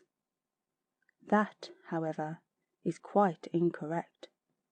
The possibility that an idea may come to fruition in 200 or 300 years' time, and that the thoughts which have been given to the idea must assist its growth and ripening, is sufficient to constitute these thoughts as directive. We must now look at the second important element in the child's early education, which would follow logically upon the first one, that it should be made to face the facts around it, and that is, that in its games and occupations it should be encouraged, as far as possible, to take lines of directive thought and not obtain its pleasures through fantasies only. Thus it would be much better to give him bricks to play with, so that he may use directive thought in designing and building a house, than to give him a ready-made toy, such as an engine, wherewith he will merely carry out the fantasy of being a driver or a passenger, and of travelling wheresoever he wishes. A toy wheelbarrow, which he can take into the garden and fill with real stones and earth, is far better than a doll which he will merely imagine to be something to be brought up like himself, which he will endow with fantastic life and feelings which are quite unreal. In fact, as far as possible, the child's games and occupations should involve his doing something, rather than merely imagining something. Of course, imagination and fantasy will come into its games, and are bound to do so, but as much directive thought as possible should be added. The ordinary fairy tale should be swept from the nursery. Here the child does nothing but identify himself with the hero or heroine in the most impossible of situations of a purely fantastic type. There is plenty of scope for giving a child an interest in stories from the fairyland of science, or from the lives of famous persons in the centuries that have passed, all of which, if properly selected and dressed up, will assist the child's directive thought. For though the facts with which the stories may deal are as wonderful as any of Grimm's fairy tales, they are facts of which the child will never have to be undeceived, and he will never have to have his faith shaken in the stories which he has learnt. Thus the child will learn from the outset to think directively. I know that many mothers, when they read this, will be inclined to shake their heads and say to themselves, "Poor little darling, I could never treat it so," and that they will be inclined, as is shown very early in this book, to say, "These things cannot be true," for they are not the ideas they are accustomed to. Yet I can assure them that by means of carrying out many of those actions and teachings which they think are pleasant and harmless, they are really damning the child, while many of these ideas which they might term cruel are really of the greatest value and kindness to it. Moreover, experience has shown that if diplomacy be used, the child will be as equally interested in wonderful facts as in wonderful fantasies. The only difference is that it is more trouble to the parent or educator to search out and deal with facts himself. It is quite true that the child's imagination requires training as part of his intellectual education, but there is vast difference between encouraging it to imagine the possibility of impossible things and encouraging it to exercise its imagination in realization of facts, however far they may be removed from the experience of everyday life. Many people have the idea that a child should be encouraged to use its imagination, whereas in fact the child's imagination requires curbing, training, sublimating. Such people do not realize that the early life of a child is lived almost entirely in imagination, that it has no difficulty whatsoever in using its imagination, and that the real difficulty is in preventing it from using too much imagination, directed into false channels and by paths of permanent unreality. Chapter 7. Identification. We must now traverse another path through which narcissism wanders. We have emphasized the fact that when a child comes into the world, he is to himself the only real thing. The rest of the world is merely seen from his fantastic viewpoint, and at this stage he accepts himself as the one all-powerful center of everything. Another important fact which arises from this, however, we have not dealt with, and that is that he does not separate the outer world from himself as a separate entity. His unconscious viewpoint is that the world is subordinate to himself, beneath his omnipotent control, if you like, that it is a dream of his own imagining, that it is something which belongs to him in every sense of the word. This, summed up, means that it is part of himself, that his identity and the identity of the dream world around him are part of the same thing. Thus, the infant does not at first distinguish between himself and his mother. When he is hungry, he cries, and he probably has almost as ready access to his mother's breasts as if they were part of his own body. And such imagination is more than encouraged when he is allowed the use of a rubber teat to suck in the intervals between his meals. It is generally a comparatively slow process through which the infant passes, this one of separating himself in thought and feeling from objects surrounding him. It is one which is hardly ever completely accomplished. We have already mentioned the fairy tale, which encourages the child's fantasy thought. Let us now see how he really obtains pleasure from that fairy tale. It is by identification. In imagination he is a fairy prince or princess, as the case may be. His pleasure in the triumphs and progress of the central figure of the story is that of performing his prodigious deeds by proxy, and if he thus identifies himself with the hero of the story, he is also encouraged to believe that he possesses the power and qualities of that hero. He is less able to realize that he, unlike the hero, cannot perform magic deeds with a mere wave of a wand. Indeed, when the story is over, he will probably play at being a fairy, and in fantasy perform the magic deeds again. This demonstrates the force of his identification with the hero of the story. And it must be remembered that sooner or later the child will have to wake up, will have to realize that it possesses no magic power, and the struggle within will be great.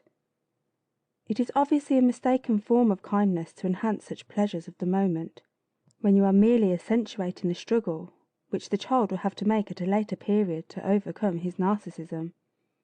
In passing, I may mention that you have probably already done the child considerable damage by allowing him to have his rubber teat at the beginning of this period of identification, since he identifies it with the mother's breast, and is thus encouraged to think that the breast is always with him. Let us now see where the narcissistic identification may come out later in life. First of all, it is this which enables us to enjoy novels, Just as we enjoyed fairy tales as children, we identify ourselves with the hero or heroine of the book, and in fantasy perform their various wonderful feats. Thus we satisfy our narcissistic desire to be great and powerful. If we lack cleverness, and the hero is clever, by identification and imputation we may attain the pleasures of feeling clever and superior. If the heroine is beautiful and everyone falls in love with her, we may by proxy be the same. If the hero is a sailor, and we have always desired to sail, yet have never been on the sea, our ambition is now attained. And see how easily attained, in a truly omnipotent fashion, without effort on our part, just by reading about it. Exactly the same thing takes place at theatres, where the narcissist identifies himself with the actors on the stage. So far, so good. If a person can content himself with an occasional theatre or occasional novel, wherewith to take a restful regression to an infantile outlet of energy, no harm is done. There are times when we must rest, and there are times when we must sleep, which also appears to be narcissistic regression to a condition somewhat resembling our pre-birth state. But there are many who cannot control their identification in this way, who cannot confine it to the stage and the novel, who bring it into the affairs of life continuously. They may unconsciously identify themselves with their father or mother, their relations or friends, or even their enemies, and perhaps, in turn, with everyone with whom they come into contact. Like a looking glass, they reflect everything that goes on around them. They feel the pleasures of their friends. They also feel their pains. They are called sympathetic. They are often ultra-sympathetic. They are a nuisance. I remember on one occasion I asked a woman of strong narcissistic temperament to take a fly out of the corner of my eye. She absolutely refused to do so under any consideration, as she was sure she would hurt me too much. Inquiry showed that narcissism had exaggerated her own feelings, so that a speck of dust in her own eye was torture. Yet her eye was so tender and important to herself that she could not bear anyone to touch it, even in order to get something out. And she could not imagine that anybody else could have feelings that differed from hers. And since she identified herself so much with other people, I have no doubt it would have been a real agony to her had she attempted to extract the fly from my eye. Such people are by no means uncommon. We all know the person who cannot bear to hurt us, even for our own good. For instance, some cannot bear to bandage a wound for us, since they cannot bear to see pain in any form. They state that it is almost as if they felt it themselves, and they call themselves sympathetic.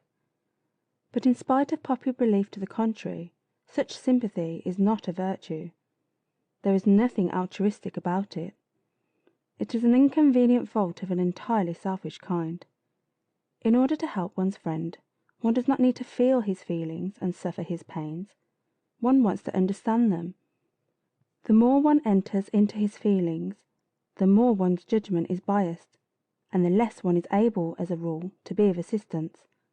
Worse still, in connection with these people, they not only pour out sympathy in this way, but they attribute it to themselves as a virtue, and they cannot bring themselves to believe their friends to be really good unless their friends also can react in a similar way towards them. They call a normal person unsympathetic, perhaps exaggerate the term and call him brutal, wishing indeed that their friends who have climbed higher from narcissism should regress to their lower standpoint. I have given here but one type of narcissistic identification with other persons. It seems to me unnecessary to carry it further, since any reader who chooses to think the matter out for himself will find endless modifications of such identifications. We all possess it in part, and on the whole women are more narcissistic than men. Let it not be thought, however, that this is a reflection on women. It is a reflection on the way they have been brought up. For from the earliest times environment impresses them with the idea that little boys are made of slugs and snails and puppy dogs' tails, and little girls are made of sugar and spice and all things nice. And hence, on such lines as these, their narcissism is encouraged, and their capabilities of facing fact and reality discouraged from the very outset, until differences of temperament are produced in the adults of the two sexes, which in no way belong to nature, but purely to our conventional and somewhat barbaric standpoint. There are yet more important results of narcissistic identification than those already mentioned. Narcissism leads, in many instances, to the choice of a particular love object. Narcissism is, of course, by no means the only or chief factor in the choice of love objects, as anyone who has studied psychoanalysis will at once realize. It is, however, the only one I intend to touch on in this particular work. Just as the mythical Narcissus himself fell in love with his own reflection, so does his prototype of today. An infant is not the only omnipotent center of all. He is also the only interesting portion of the universe in his early days. His interests are entirely self-centered, and his joys and pleasures belong to himself alone. And as he grows older, everything that is like him is identified with himself.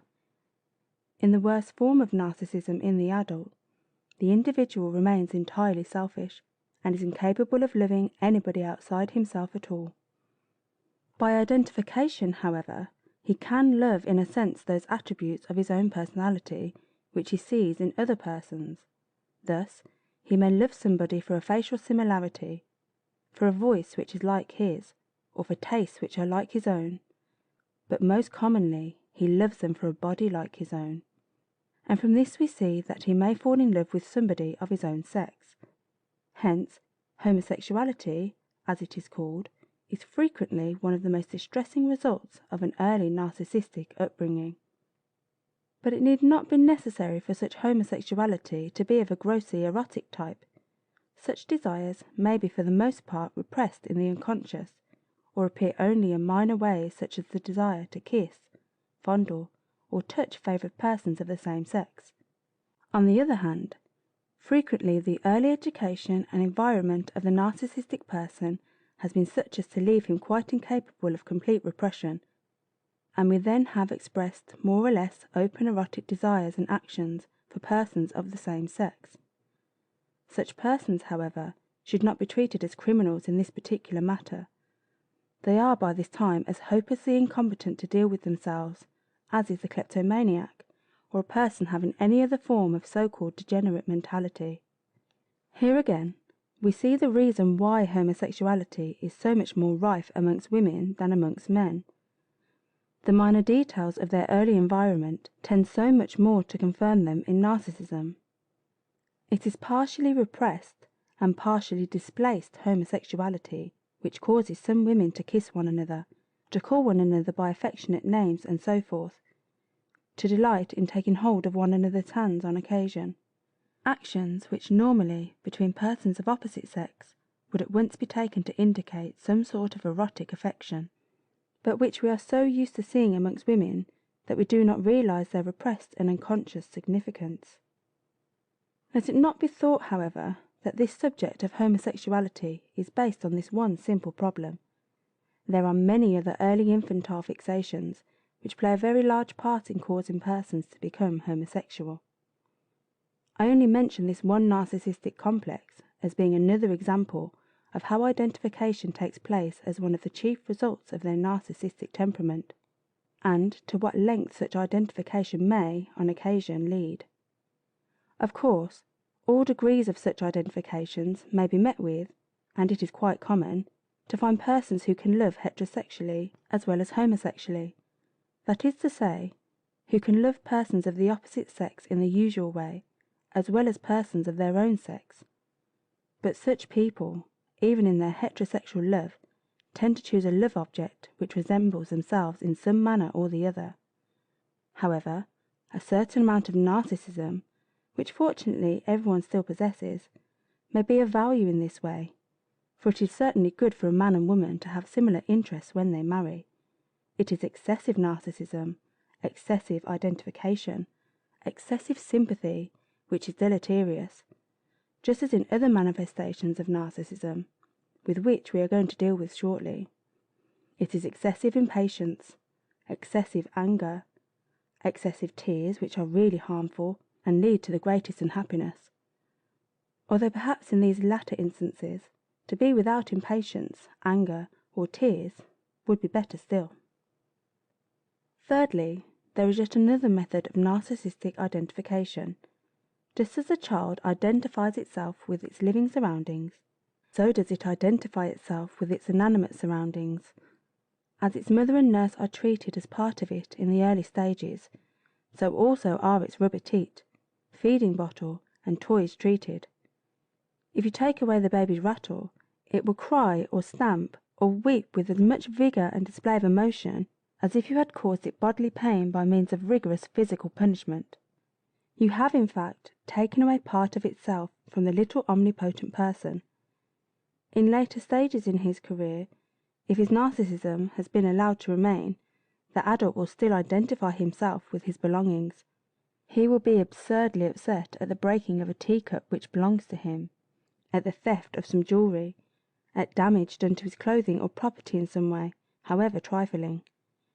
He cannot realise that these things which belong to him are more or less unimportant trifles which can be replaced, or if they cannot be replaced, can be equally well done without. He has attained that philosophical attitude of mind which belongs to the person who has thrown off this uncomfortable spirit of narcissistic identification. Moreover, the narcissist who thinks himself to be the best and most important of beings will attach similar importance to his property. If he drives an inferior motor car, which breaks down on every journey he makes, he will excuse it in all sorts of irrational ways. He will praise it on every possible occasion as the best car on the market. And what seems more absurd still, he will very likely think it is the best car on the market. It is the same with his house, his books, with his relations, with everything that is even distantly connected with him. He will speak in high praise of them all and be anxious at all times to show them off, and to uphold their virtues to all comers. The narcissist, indeed, rationalizes about things in general considerably more than most people. The fuller meaning of rationalization and its methods of working, however, we shall leave till later on. Section 8. The Irritable Temperament. Irritability is not merely that quality in a person which makes his friends carefully guard their every word, lest inadvertently they should cause an outburst of temper.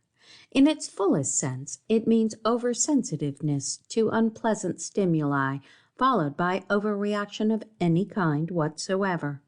Thus, if a person by accident damage his clothing, his oversensitiveness and overreaction might result in an oath, in abusing the nail which tore his clothing, or in abusing the workman who put the nail in place originally. It might again result in a feeling of depression, with anger displaced onto anyone who was present during the next hour, on the smallest pretext, or in an oversensitive woman, it might result in an outburst of tears, or perhaps merely in volubly deploring the accident for half an hour with the next visitor who called, or she might merely worry about it and keep turning the memory of it over and over in her mind, refusing to allow the fact to separate itself from her fancy. All these various results, with many others which may be imagined, can be gathered together under the one term irritability, or the term oversensitiveness would do equally well.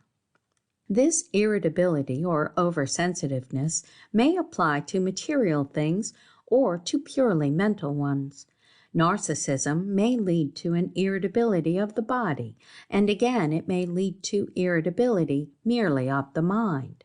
When narcissism leads to an extremely sensitive body, it reacts to pain of every sort, however mild, as though it were acute.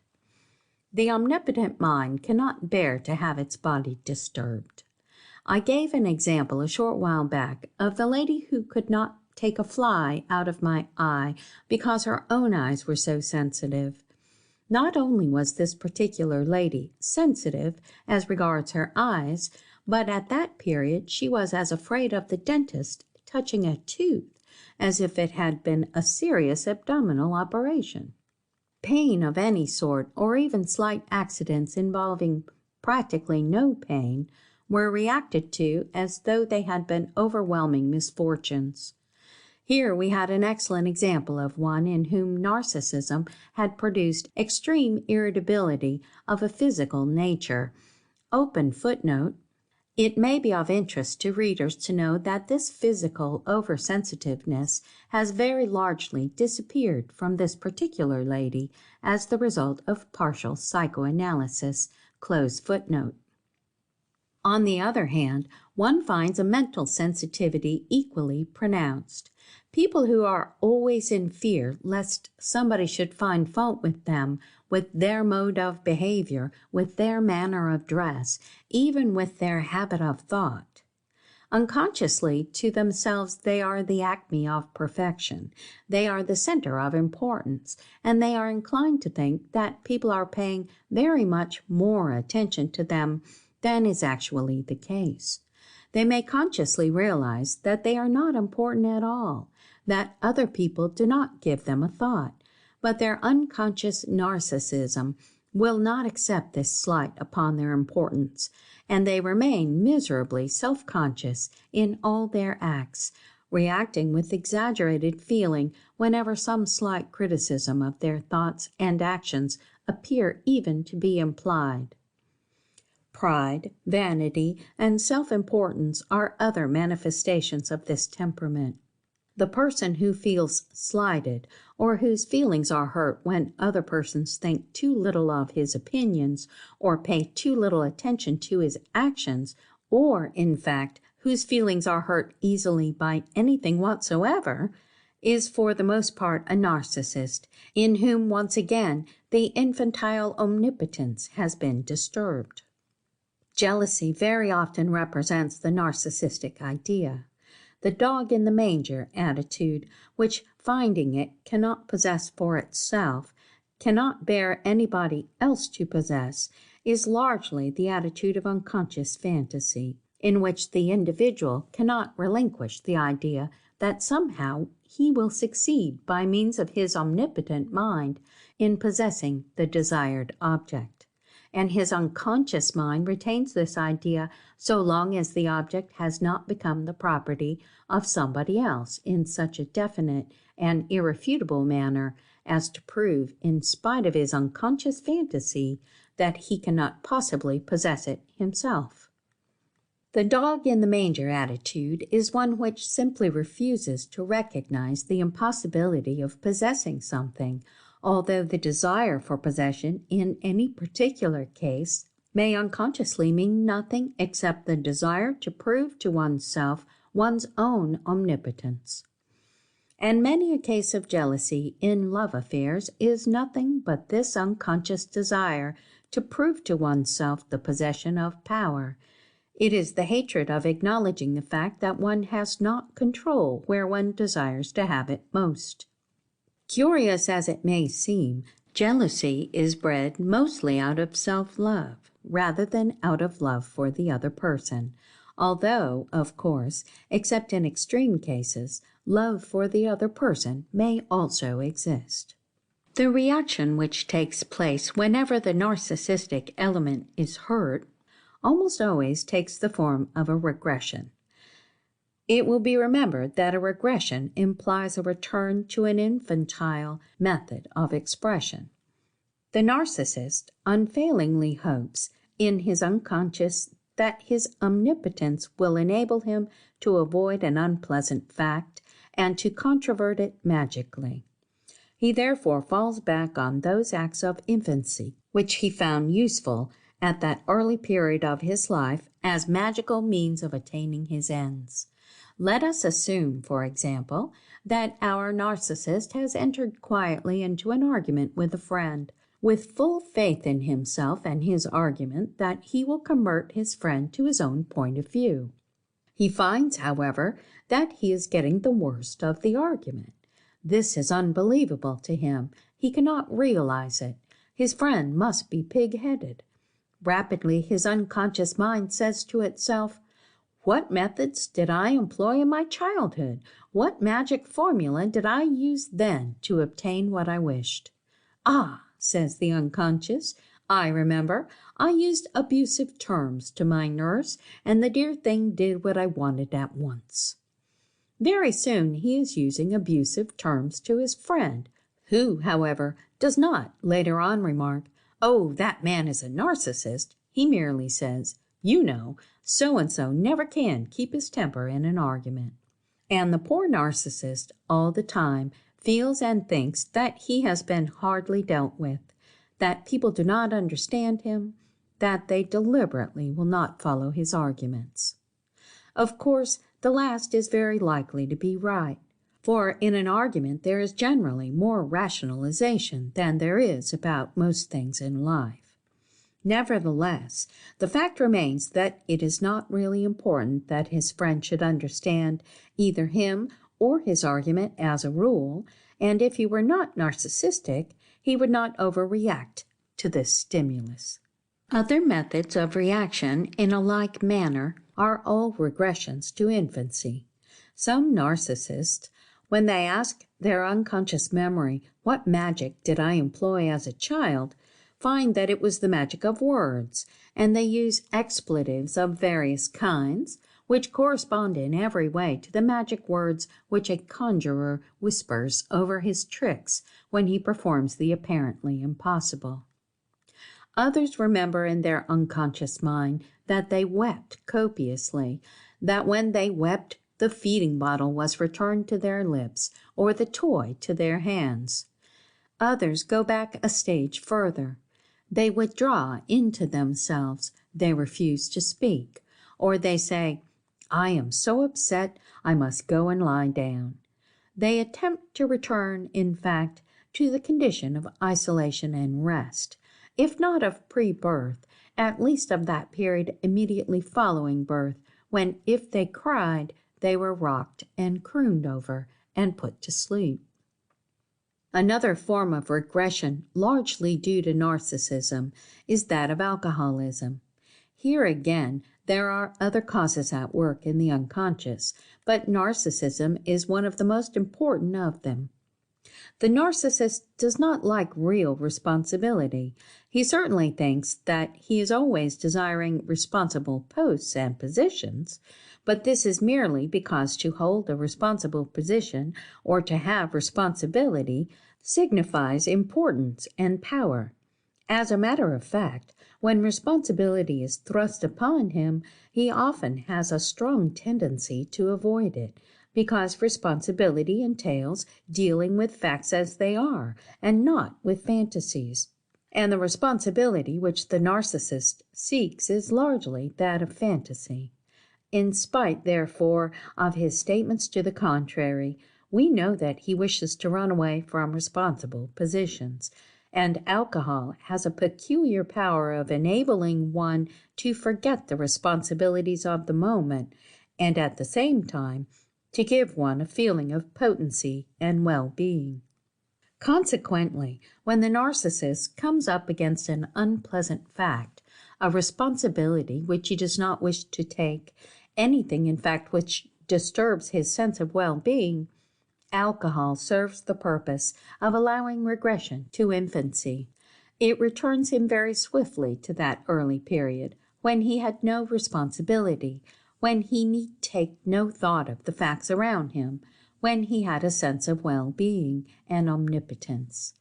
This potency is increased by the fact that it also removes, simultaneously, other repressions, that is, it allows other forms of infantile energy to be expressed without conscious criticism or hindrance. Exactly the same thing may be said of drug taking. The drug taker is simply habitually seeking something to remove his responsibilities, to lead him away from his conflicts, which he does not wish to face, away from the world of reality into an infantile world, where whatever his surroundings, whatever the facts that exist, he is able to ignore them and feel himself in fantasy their master. But the curious thing about all these regressions is that, in a sense, they serve to satisfy the individual. They comfort him with the unconscious assurance at the moment they are performed that all will somehow be well, that these reactions will somehow bring about the desired end, that the abuse will succeed where the argument did not, that the tears will somehow perform their magic act, that a rest in bed will bring about new life, and that the new life will succeed where the old life failed. Never does the narcissist realize facts as they are, deal with them as facts, see them in their proper proportions, and leave them alone when he cannot use them. Impatience of a different kind is also one of the common reactions. A man may go into a restaurant, he finds it is full, and quite naturally he is kept waiting a few minutes before the busy waiter can bring him the menu. He refuses to recognize the fact that he is only one of 100 persons present, that the restaurant has to be run at a profit to the proprietor, that innumerable waiters cannot therefore be kept to serve his high omnipotence.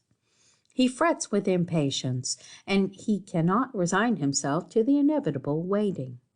He will not understand that time is one of the factors over which he has no power. In fact, this difficulty to realize the factor of time is an extremely common one with narcissists. No sooner has a project entered their heads than they expect to see it fulfilled. Such fulfillment can only take place in fantasy, just as they did indeed attain their wishes in childhood. As children, they could instantaneously create a chariot and horses from an armchair with complete neglect of the time factor, and now as adults, they hope instantaneously to create an omelet without waiting for it to be cooked, to create a business or a character or fame or happiness in the same instantaneous way without reference to time. They are quite unable to see, completely and wholly, any difference between the fantasy of childhood and the facts of adult life, and one of the most essential differences between the two is this time factor. It takes minutes for an omelet to be cooked. It takes years for a business to be created. It takes a lifetime for a character to be formed. Fame they may never attain, but happiness lies within their grasp at once, if only they could relinquish their narcissism. Section 9. Rationalization. Having now briefly sketched the birth and some of the possible developments of narcissism, it may be well to revert to the subject of rationalization, on which I have already touched briefly, before I deal with some of the methods with which we may combat our narcissistic tendencies. The reason for reverting here to rationalization is this.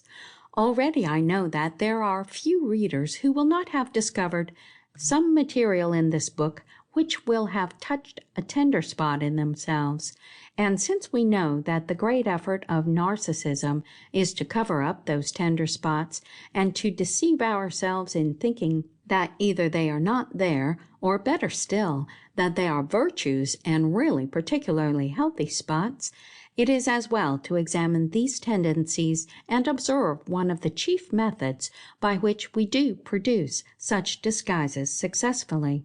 Of these methods of disguise, our greatest comforter, yet our worst enemy, is rationalization. The term means finding apparently adequate reasons for things. One of the qualities which we highly cultured animals possess is that of reason.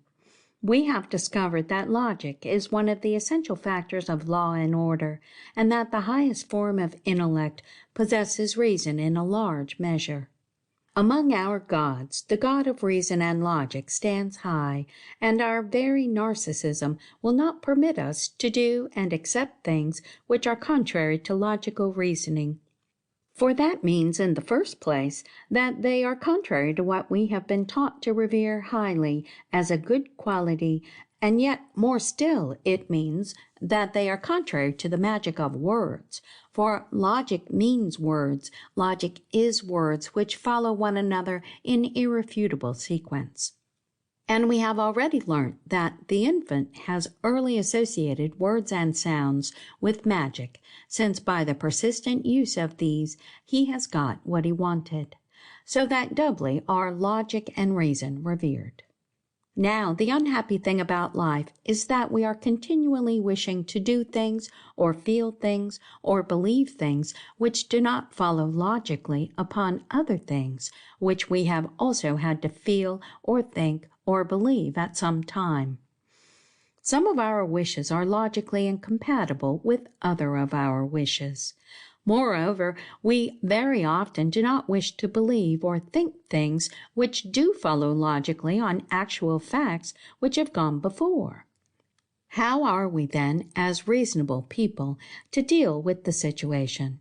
By rationalization, by finding a reason which suits our purpose, and this can only be done, as a rule, by leaving out some important factor, by ignoring some truth, and by arguing from false premises. We do not do this consciously, that would be unworthy. Our unconscious censor manages to delete from consciousness the unpleasant truth, as we have already pointed out, and brings forth an array of facts which appear irrefutable, and he succeeds in giving us most plausible reasons so that we may believe that which is most convenient to us. Let us consider for a moment such a subject as religion. The Roman Catholic will adduce evidences of various kinds to show that his is the only right and proper form of religion to be accepted by any intellectual person. The Baptist will likewise do the same, and will probably hold that papal institutions in many instances spring not from heaven, but from hell. If you discuss it with either of them, you may be flooded with reasons, logical evidences of correctness of their views. Obviously, they cannot both be right in so exclusive a manner, and a very little insight will show that the reasons they adduce have really very little to do with their beliefs, although they think they have. Reverence for their parents, early environment, and other factors of this kind have really induced their present beliefs, but these would not appear to them as logical reasons, and so they select others. So it is with any unpleasant theory which comes into being. At the time of Darwin, a large number of facts were discovered which led unbiased persons to believe in the theory of evolution. This appeared contrary to many religious beliefs, and the general public did not want to accept such a theory. They could not, however, shut their eyes to the facts. What were they to do? By carefully leaving out some of the facts and introducing speculative material, which they called facts, but which were not facts, they succeeded in producing excellent reasons, or what seemed excellent reasons to them, for refuting the theory of evolution and retaining their old beliefs. In other words, they went through a process of rationalization. The same thing was taking place a few years ago with reference to psychoanalysis. People did not like their omnipotent feelings disturbed, did not like to find that the superior bricks of which their edifice had been built were originally made from clay, and they found excellent reasons for not believing it. This, fortunately for progress, is gradually passing away, just as the opposition to the idea of the evolution of the body passed away. But rationalization is a process which has been and is still going on continuously. When Harvey discovered the circulation of the blood, when Galileo discovered that the earth went round the sun, when psychoanalysts discovered that much which mothers thought kind was really cruel, and when you read a book which tends to point out that some of your cherished virtues may possibly be faults, the same tendency is at work. Your mind sorts out some of the reasons, refuses to look at others of them, and by such careful selection, by this unconscious process of rationalization, supports your belief in yourself, holds fast to that which has been, and attempts continuously to prevent further changes and disturbances. This rationalization, however, is much more widely distributed than I have so far indicated. In order that one fact may be justified by reason, all the lesser facts which come before it must be similarly justified. Even into the trivial details of everyday life, the leaven of rationalization has penetrated. Examples of it may be seen every day in the newspapers, in politics, in even trifling arguments. Take, for instance, the subject of women's suffrage. One half of the country produced irrefutable arguments to prove how bad it was, the other half to prove how good it was. In both cases, the arguments were but straws in the wind. They were quite unnecessary. They were only rationalization. Long before the argument on either side came into being, the feelings were there, the desires were there, and desires must somehow be proved right with the magic of words before we feel at liberty to fulfill them. In neither case in this argument was the root of the matter touched. If some philosopher had come forward and said, "The first question we have to ask before thinking about suffrage is, should a woman wear a skirt?" or some such similar fundamental question, it would probably have been said that it had nothing to do with the matter, and yet this question of artificial difference between the sexes is really fundamental to the whole subject. But the rationalist will find that he will not meet me in this statement. The woman who wishes to retain certain privileges and yet accept certain other privileges will at once find reasons why she should wear a skirt and yet have the vote. She will tell me all sorts of things about her physical disability, things which she believes to be fundamental truths, many of which, in fact, are fundamentally wrong, but accepted as truths because they lead to rationalization being able to support her wishes. In a similar way, on the much discussed subject of prohibition, the prohibitionist will rationalize on a certain few facts in order to support his emotions and desires. A moderate drinker will do exactly the same in the opposite direction. Neither of them will have the courage to ignore his personal feelings, nor may he have the power to do so, and to take all the facts into consideration and come to a conclusion irrespective of his wishes on the subject. Open footnote. Of course, this does not imply that no one is ever capable of putting his conscious feelings on one side and examining a subject in spite of preconceived ideas and desires, but that this is the exception rather than the rule. Close footnote.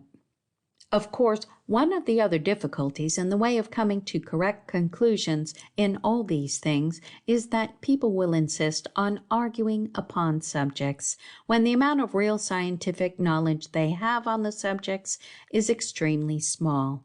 The newspaper editor will quote a few popular facts in order to support some theory of his own, but having a limited knowledge of psychology, physiology, anatomy, or of some other science which has considerable bearing on the subject, he will end by producing a series of conclusions probably entirely wrong.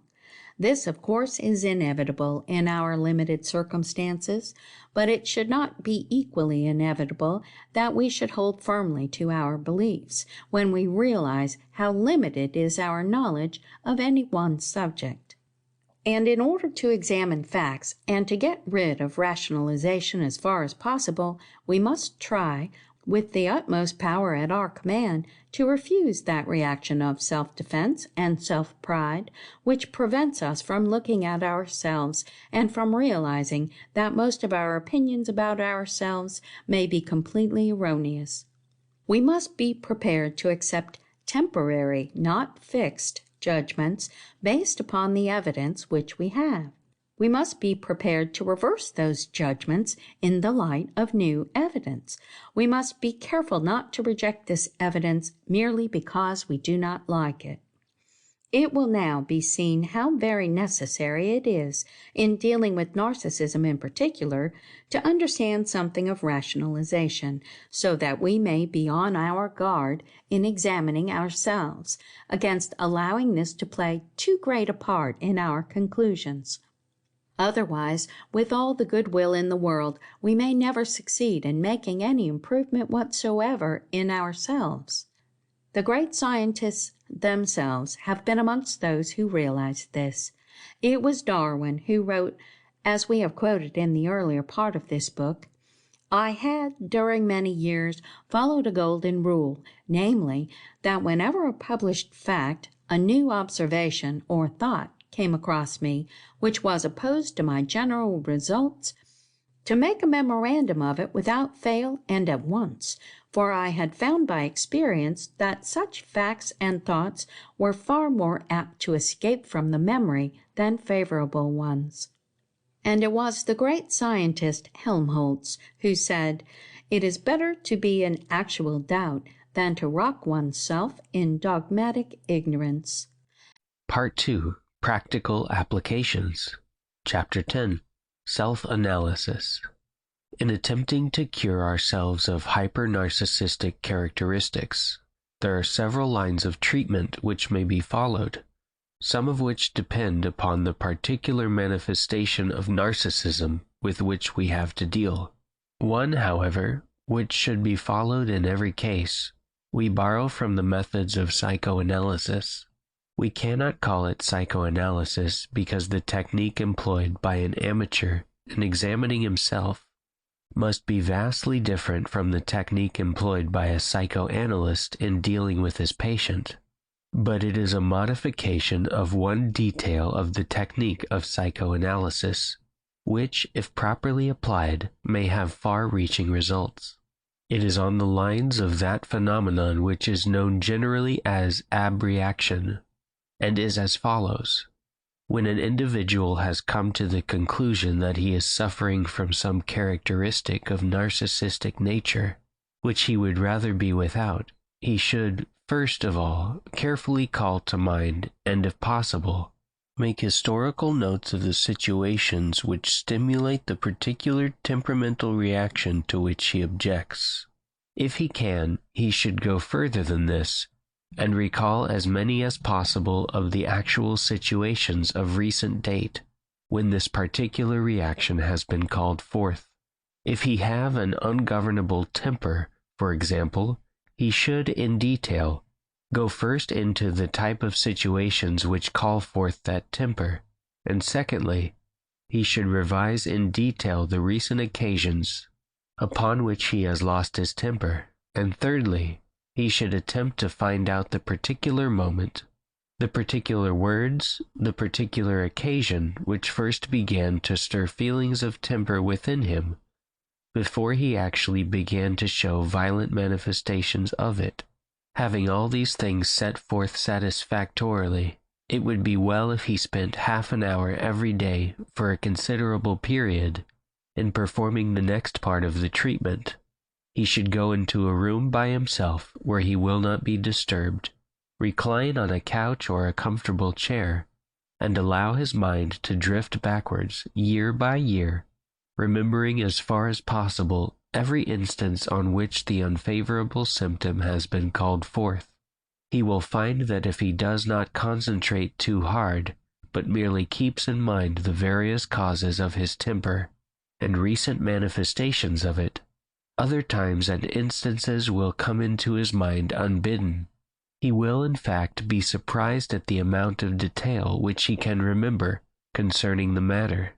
Things which he had not thought of for years, happenings which he had passed over as trivial, will come into his mind, and be found to have stimulated, in some way or the other, the ill temper or other narcissistic trouble, which he is endeavoring to get rid of.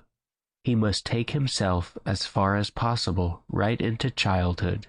He will not necessarily, of course, go back as far as this on the first few occasions, but after he has been at work on himself in this way for some days, he should have no trouble whatever in beginning to recall some of the infantile occasions upon which his narcissism called forth temper.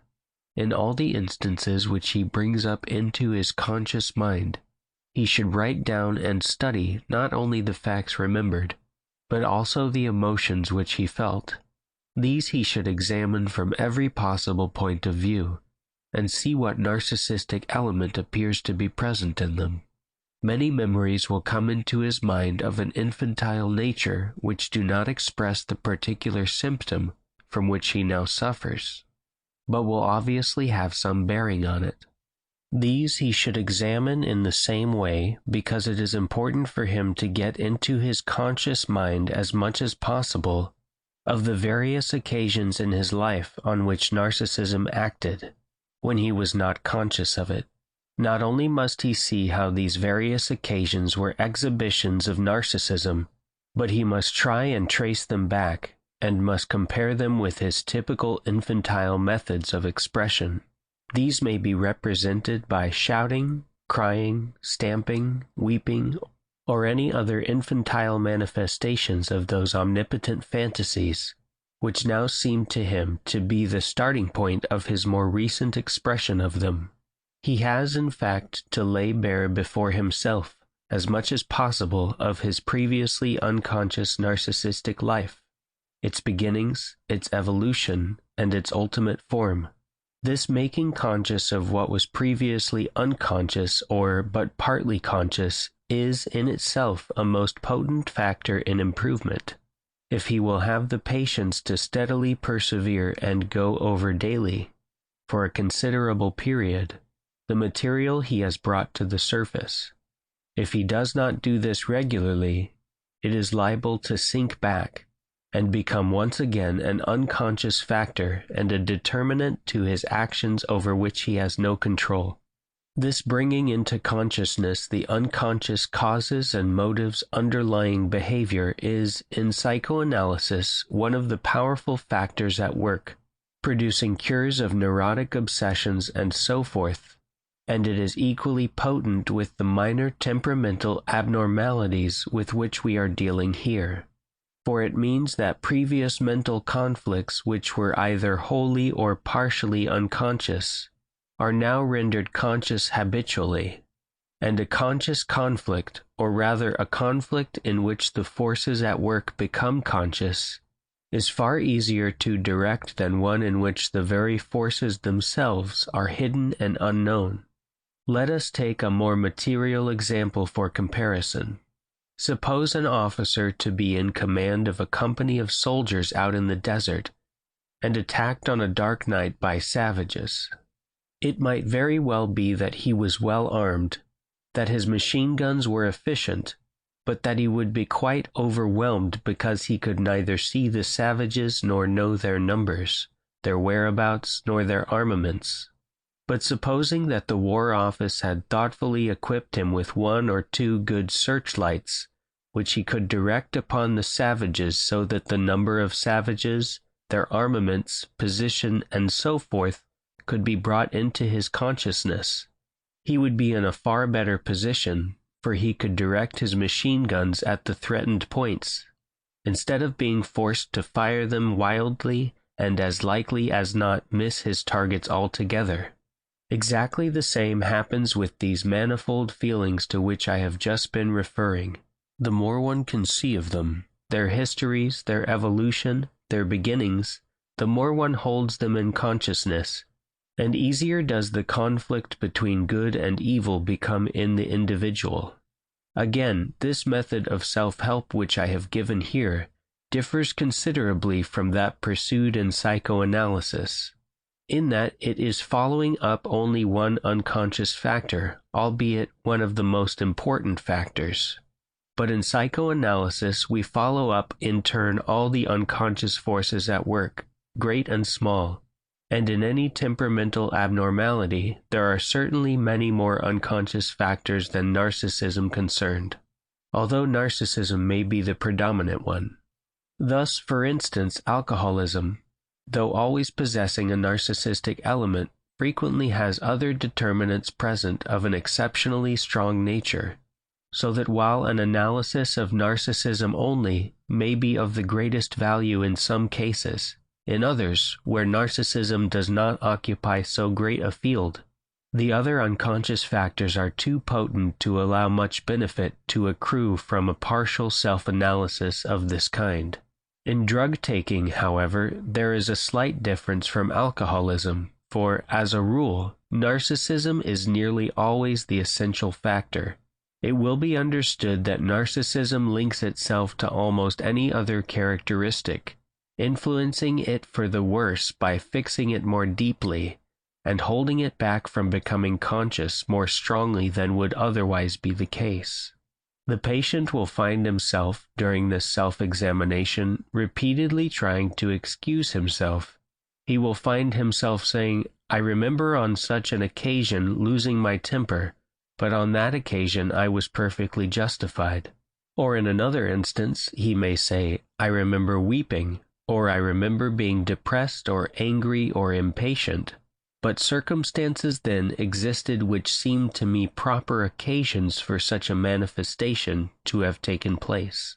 Let me emphasize at the outset that any such excuses will be rationalizing, that he must say to himself, whether they appear normal or abnormal, according to accepted standards, those occurrences most certainly had their narcissistic factor.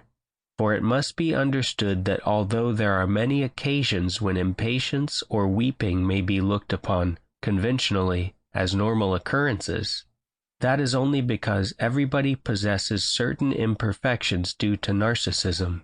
And if one is going to attempt to improve one's temperament in this way, every occasion must be examined without excuse or rationalization. Otherwise, the individual who is thus at work upon himself will only succeed in defeating himself to his own detriment, by putting up a resistance to his cure or improvement. And, indeed, one of the important factors in this work, just as in psychoanalysis itself, is the factor which comes into play in overcoming these resistances, of seeing ourselves as we are, of seeing the evolution and beginnings of our temperament as it really was. This is bound to reveal in all of us without exception much that is unpleasant, and that we would rather not see. Resistance to seeing such material is inevitable, if the examination is sufficiently thorough. If no resistance has to be overcome, the individual may be certain that he is shirking the facts. Footnote: Alcoholism is further complicated by the fact that a habit of physical craving is formed, which as a rule cannot be overcome by mental treatment alone. This craving, fortunately, can now be eradicated by medicinal means. Indeed, patients of mine have been cured of all desire for alcohol in about 1 week as a rule. The patient is then in somewhat the same condition as a man who has never tasted alcohol, and he will have no craving for alcohol thereafter, unless he deliberately drinks it again. Herein, however, we see the importance of the psychic factor, for should the cured alcoholic begin again to take alcohol, either because he thinks that he has attained self-control and can do so, or because he finds abstinence difficult on social grounds, he will almost inevitably regress to his old condition of uncontrolled desire, no matter how long has elapsed since he was cured of it. The same causes which originally led him to excess, viz., his mental complexes, are still present and again produce similar results. Of course, a very large proportion of those who have been cured by medicinal treatment do not relapse, because they have sufficient common sense not to experiment with themselves. In the other cases, however, the only hope of a permanent cure consists in following up the physical treatment with mental treatment, i.e., analysis. On the other hand, in most cases of drug taking, a medicinal cure is generally sufficient, for there is no social urge to taking drugs as there is in the case of alcohol, and once the craving has been cured, the tendency to experiment again is the exception rather than the rule. But even here it is found that any indulgence in the drug, however slight, will again produce in the individual his old craving. He has found a previous path of narcissistic regression, and will inevitably follow it. For though the craving has been eradicated, the complexes remain. There are many potential alcoholics and potential drug takers in the world, but they will never know it unless unfortunate chance induces them. to open that particular channel of regression. Chapter 11. Readjustment of Objectives. In the last chapter, we described a process of self-assistance of the kind which should be applied by any person to any narcissistic manifestation he may desire to improve. In the present chapter, we are going to deal with a method of treatment which is by no means necessary in all cases, but is very necessary in a large proportion of them. We must bear in mind that the narcissist's inability to realize distinctly the difference between fantasy and fact will often lead him to suppose possible that which is impossible in the ordinary affairs of everyday life, and to ignore difficulties which may really be insuperable, which stand in the way of his aims and projects. He will thus be continually finding himself at a disadvantage, continually failing, from apparently trivial reasons, to accomplish an end, and as a result he may become depressed, nervous, worried, and subject to that lassitude accompanied by headaches, which so frequently comes to the narcissist when he struggles unavailingly with the ordinary aims and tasks of everyday life.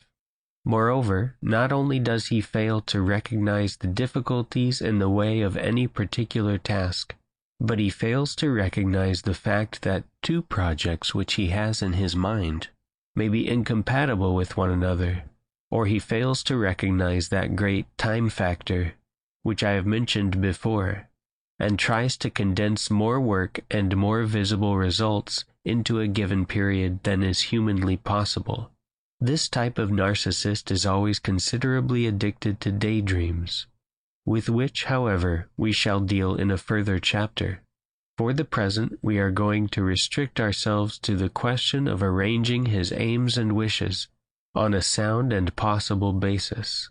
In the first place, let it be understood that although the method of treatment so far carried out may have made clear to the patient the origin and development of his fantasy thought and fantastic aims, there yet remains the breaking of the habit, and this is rendered far more easy if we attempt to substitute another habit of a different nature. Let us further impress upon him the fact that a frequent examination of his aims in a directive manner by the method about to be discussed is in itself an exercise in directive thinking, helping to form a habit opposed to a former habit of fantasy thinking.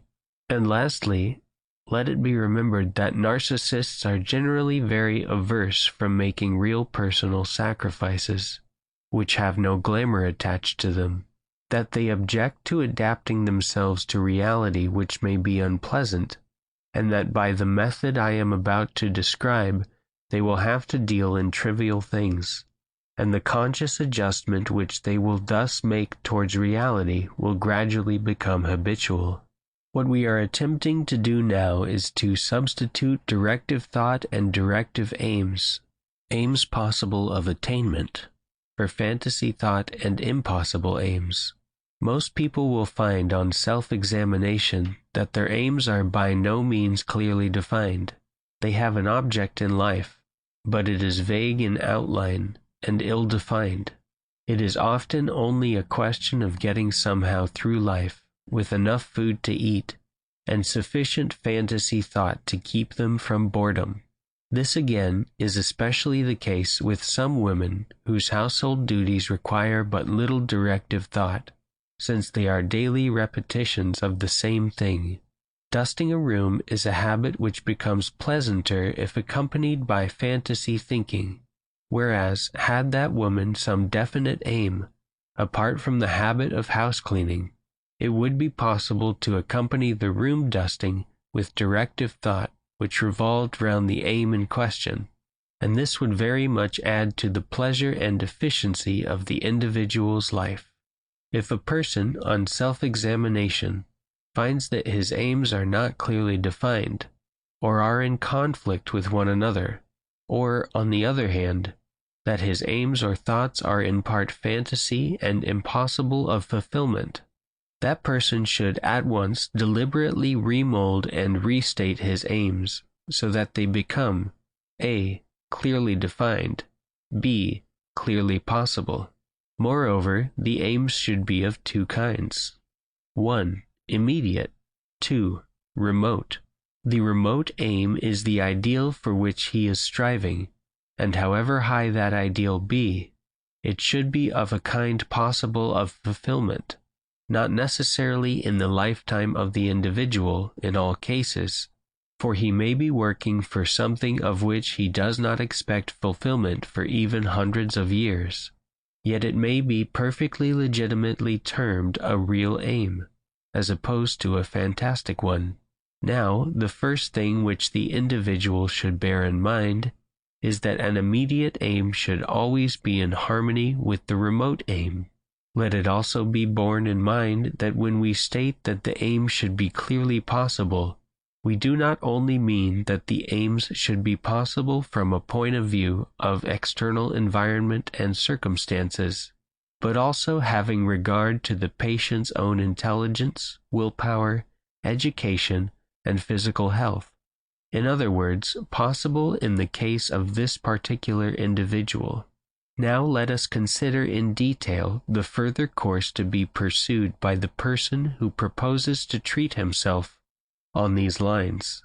Let him take pencil and paper, and write out in the fullest of details a list of his aims, great and small, in the first place, without any reference to their bearing upon one another, or any attempt at classification, keeping in mind that by aims in life we mean wishes which he hopes will be fulfilled. Let him think of every conceivable wish in his mind, and write it down, whether fantastic in nature or trivial, or whether both possible and important. In the next place, let him see that this list is written so clearly and accurately that each of the aims is well defined and without ambiguity. Now let him run through the list again, and see whether any of the aims are in conflict with one another, and whether any of them are inconsistent from the viewpoint of his, and are therefore impossible of fulfillment. Let him put his pencil definitely through such impossible aims, and cut them out of his life, with as full a realization as possible of the fact that they are nothing but dreams, that he need never consider them again, that he must not regret them, for that is mere infantile crying after the impossible. He must replace them in due course with others possible of fulfillment.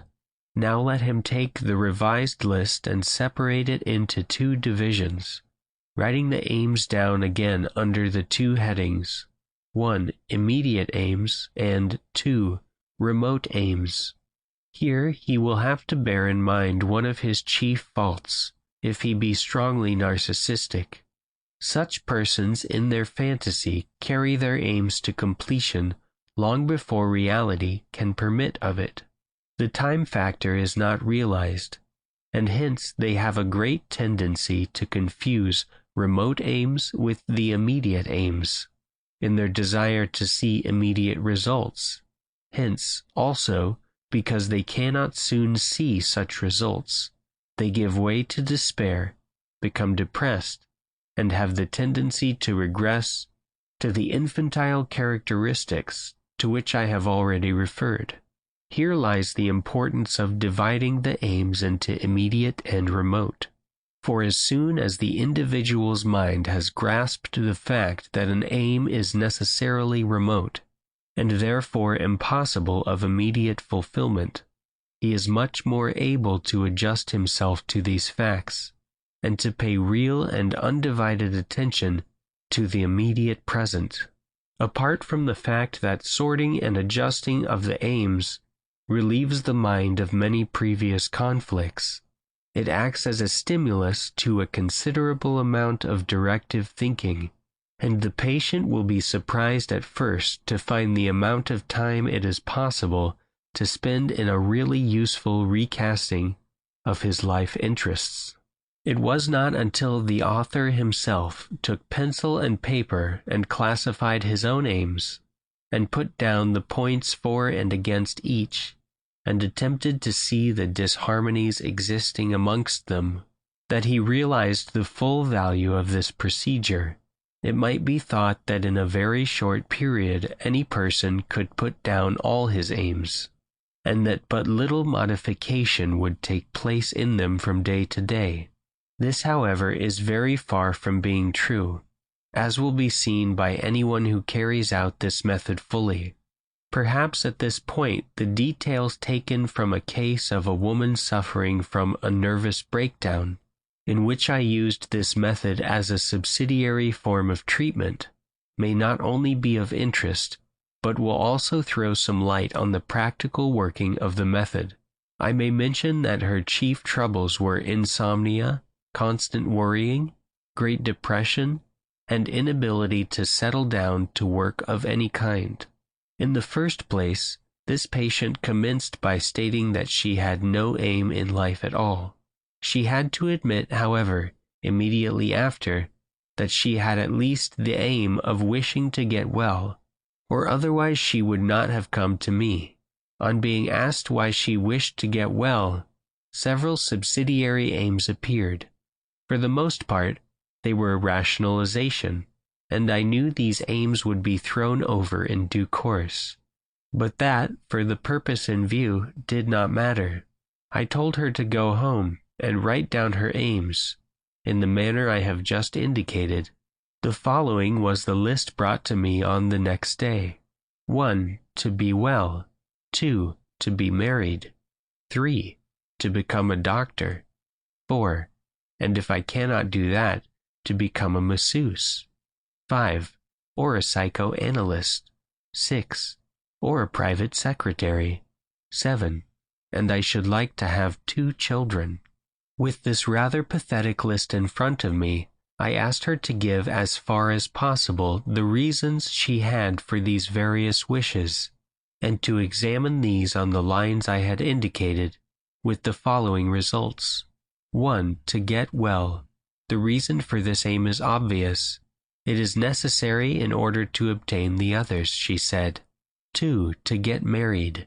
This aim has 3 subsidiary immediate aims, she replied, and there may be others. A. I want a comfortable home of my own. B. I want satisfaction of my natural instincts in accordance with the custom of ordinary adult life. C. I could attain the later aim of having 2 children. She immediately added, in that case, the aim of having 2 children is a remote aim, and if I follow your advice, I must no longer have daydreams about them. I must put them out of my thoughts. I must not waste time on anything connected with them until I am married. 3. To become a doctor. Concerning this, she added, I have always liked studying zoology and microscopic work and diseases. Moreover, it is the only way in which one can make money in a really interesting manner. She then stated that she realized this to be a double aim, and to consist, firstly, of the aim of earning a livelihood, and secondly, of that of having an interesting occupation. This aim was soon discovered to be fantastic, however, for she had to admit that her financial position would not permit of the necessary study, and that there was no prospect of any improvement in this. She therefore realized that although she had had it at the back of her mind for several months, that somehow such an aim might be possible of fulfillment, she now clearly saw that it was not. She at once removed it from the list, and realized that neither regrets nor fantasy in connection with it would be of any avail, and again, that she must bear in mind possibilities and realities. 4. To become a masseuse. She at once stated her thoughts on this subject. I have known 1 or 2 masseuses who seem to make money and who are very happy. Moreover, it is an occupation that a lady can take up. She then discovered that this involved 3 aims. A. To make money. B. To be happy. C. To remain genteel. On the opposite side, however, she added that she was not sufficiently physically strong for the work, and was afraid she would soon tire of it, because as an occupation itself, it did not appeal to her. This aim also immediately disappeared from the list. 5. To become a psychoanalyst. This, she said, was a very interesting subject, and she thought she could do much good by means of it. Moreover, she thought she would like psychology, though she had not studied it much as yet. Moreover, said she, psychoanalysts probably make a lot of money, and further, it would be very nice to sit at home in an armchair to do one's work, and to let other people do the talking. She at once recognized this latter idea to be a thoroughly narcissistic regression, and then she found that all the other ideas contained multiple aims in themselves, each of which had to be thought out and classified, and into the details of which I need not go, except to say that when she considered the matter from a practical point of view, the difficulties of training, the time it would take, and more especially, the fact that she feared that psychoanalysis might not be popular by the time she was ready, she determined that it was only a fantasy aim, upon which she had been wasting fantasy thought, and she ruled it out. 6. To become a private secretary. On this point, she considered that her personal appearance and general education would help her, and was quite compatible with the aim. But she knew no shorthand, bookkeeping, nor typewriting. She, however, realized at once that the immediate aim in this case should be the shorthand, bookkeeping, and typewriting, and she said, I will go tomorrow and see where I can learn these things. I pointed out to her that she might very possibly change her mind when she considered things further, but that even if she did so, the mastery of shorthand, typewriting, and bookkeeping might stand her in good stead, and in any case that she would be working for an immediate object, in turning some of her fantasy into directive thought, and on the morrow she actually did commence her studies on these subjects. 7. The desire to have 2 children. This was at once classified, as I have already said, as a remote aim, though, as a matter of fact, she got married shortly afterwards, and the remote aim is now on the way to being fulfilled, as she has 1 child. I have shown by this example the ill-considered, fantastic, and conflicting aims which some persons may at first produce when they attempt deliberately to classify them.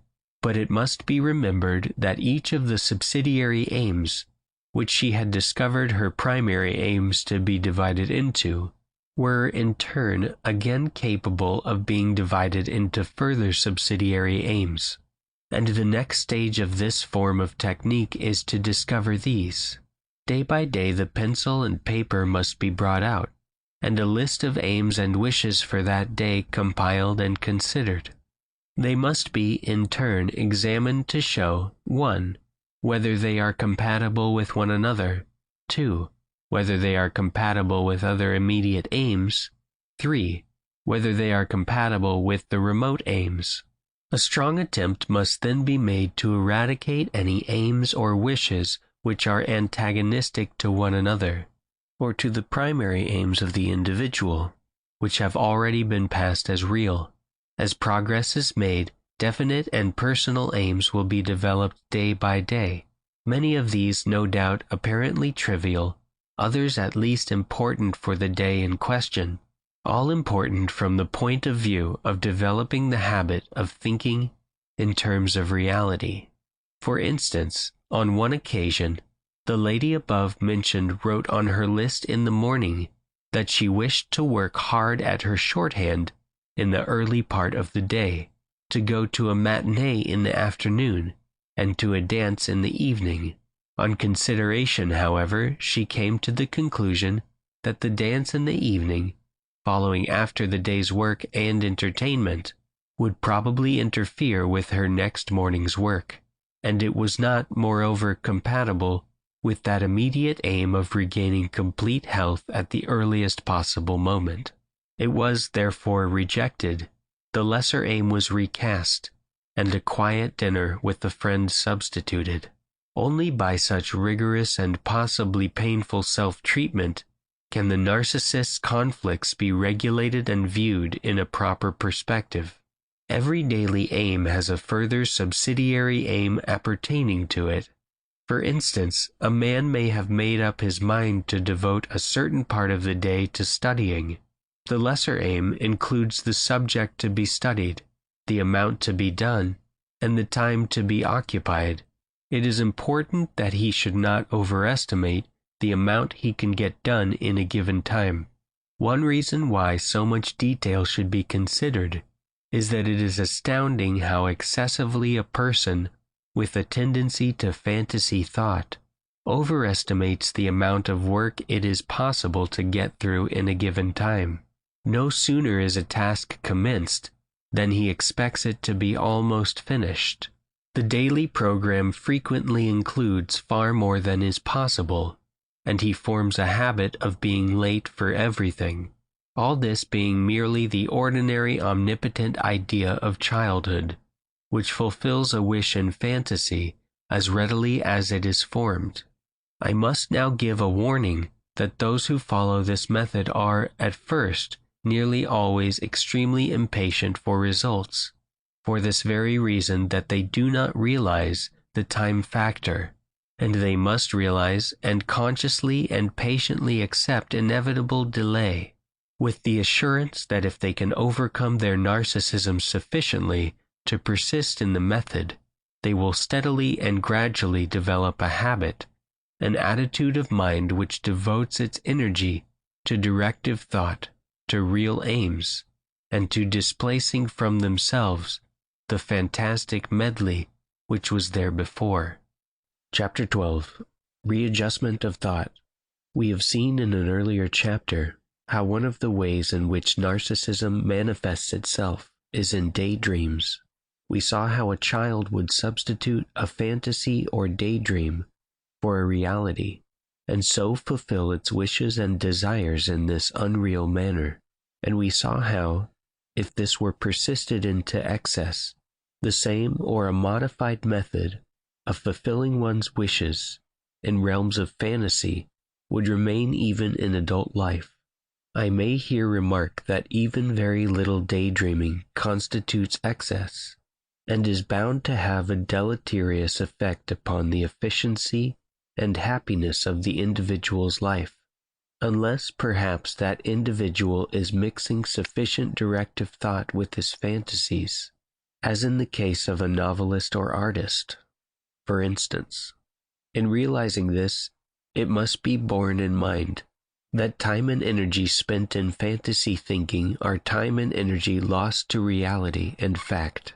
That the encouragement of the habit of fantasy thinking destroys the ability to think directively, or rather renders the full development of it impossible.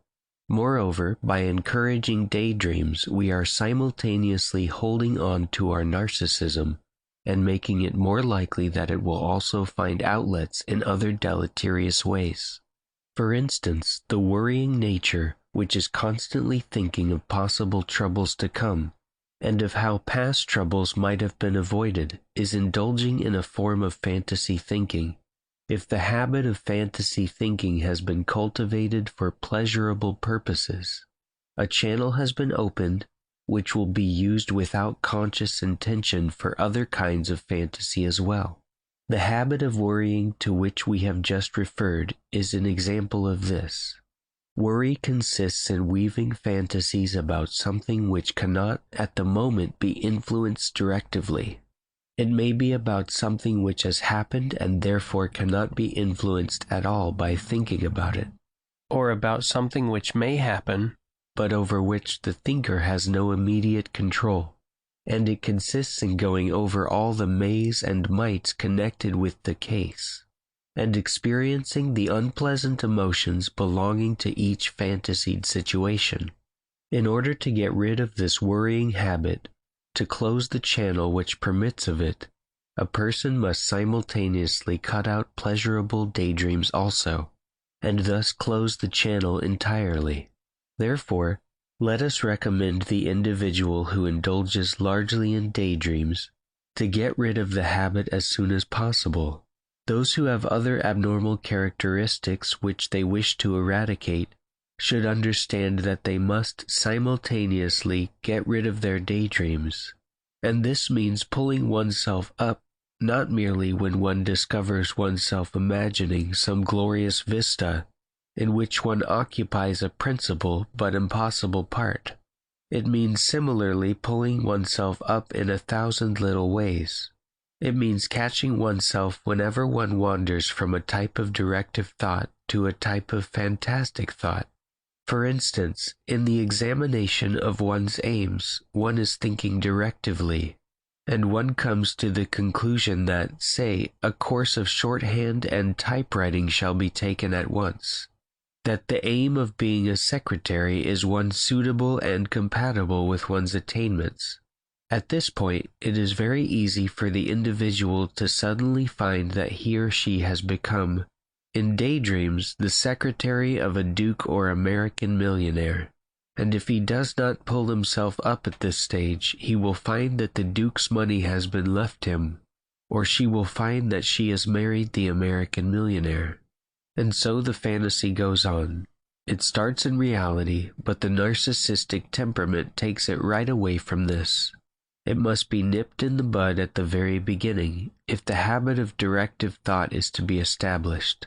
As soon as the individual finds himself drifting in this way, wasting energy, fulfilling wishes by mere dreams, he must pull himself up short, and say to himself, here the real ends, there the fantasy begins.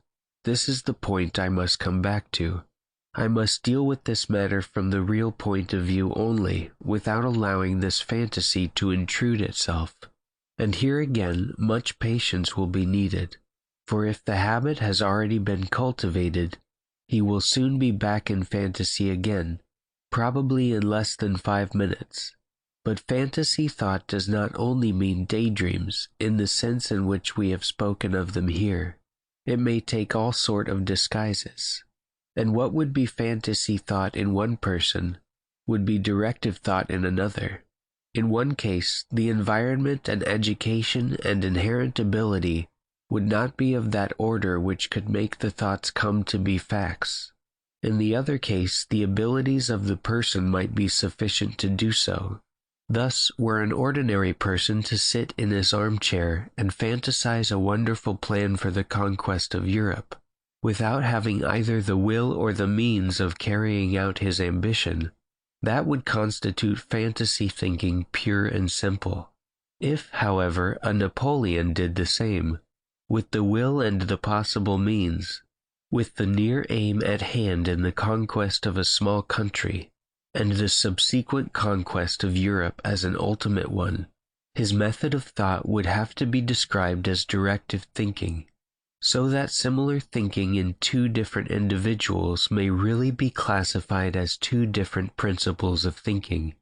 I have no doubt that many readers will be saying to themselves now, but my greatest pleasure is to be found in daydreams. I find in directive thinking nothing but hard work.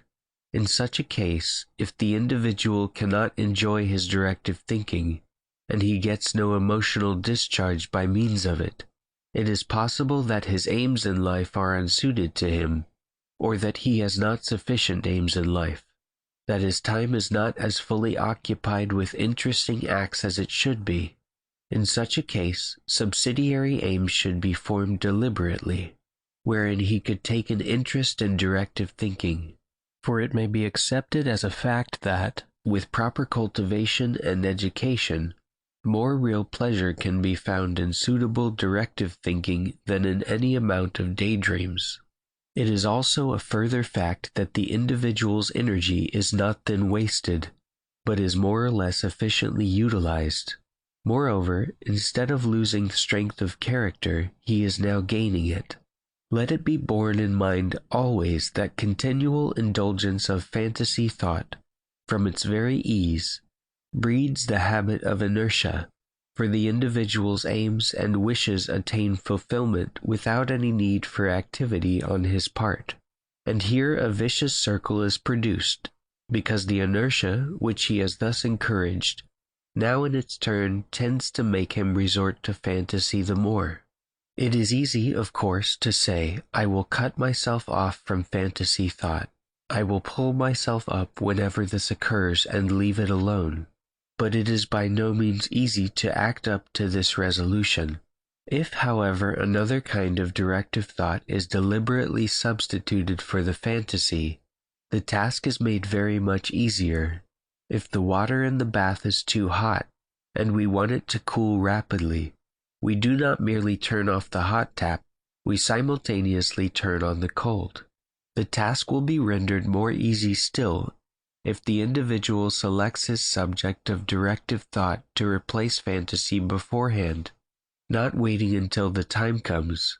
For instance, we will suppose that, as one subsidiary aim with which to fill in his time, a person has selected the collection of postage stamps.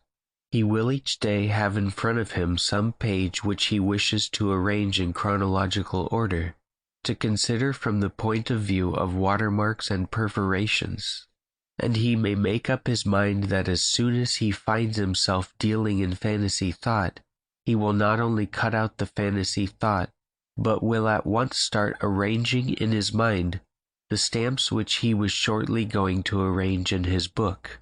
It matters not in the least what form the substitute thought takes, so long as it possesses two qualities. 1. It is directive, i.e., it is going to lead to some sort of actual change or action, and 2. That it bears a pleasurable interest. And for that reason I have selected a very trivial form of directive thought as an example. The point is that the individual should select some subject in which he has a personal and active interest, as a subject with which he may replace fantasy thought, whenever the latter comes into his mind. Fantasy thought may further not be of necessity thoughts impossible of fulfillment, except in the immediate present. Thoughts of erotic or other desires which intrude themselves at untimely moments are fantasy thoughts, and some people frequently complain that they are annoyed by them, especially when they have no intention of actually fulfilling them in fact, or when the means of fulfilling them are not present. Here again, to have a subject ready at hand, or to have a substitute thought for the undesired thoughts is a very real assistance. Even a sentence thought out beforehand or a good maxim which can be repeated several times and considered forms an excellent substitute thought with which to replace the unwanted fantasy. Let us now consider a few other examples. The majority of educated people of a so-called normal type, when they have completed their day's work and are fatigued, require some sort of mental rest, and as a rule some kind of fantasy thought is resorted to in the evening. Also, when this fatigue is cumulative, they say, we have worked 11 months and now require 1 month's holiday. This is really an unconscious fantasy requiring a regressive reward. They are not really tired out, physically or mentally, but they have accumulated, after a series of postponements, a large number of narcissistic efforts at fantasy, and the holiday which they now require is really to satisfy this. It is a return to childhood, and the time of irresponsibility, and their occupations on the holiday may very likely be, to a large extent, similar to those with which they occupied themselves in childhood. They throw off their adult status and responsibility, and deliberately take this regressive reward. Even with normal people, the idea of rest in the form of a holiday often means nothing but fantasy thought, time disregarded, no effort of any sort to be made. But in the less narcissistic type of person who still retains directive thought even on a holiday means merely change in immediate aim, change in occupation, rather than rest from aim and occupation. Fantasy thinking may take many quite surreptitious forms. In old age, for instance, we know that type of person who is quietly slipping into helpless imbecility. He is the same man who, at an earlier age, lacked the habit of directive thought. On the other hand, there is our intellectual old man or woman, still full of the day's problems or politics, who indulged in early life but little in fantasies. Experience shows us that the influence of directive or undirective thought in youth may not only determine our happiness in declining years, but may even determine the actual age to which we live. For paradoxically, it is the narcissist who, of all people, desires a long life, and who is, of all people, the least likely to attain old age. He frequently worries himself into the grave.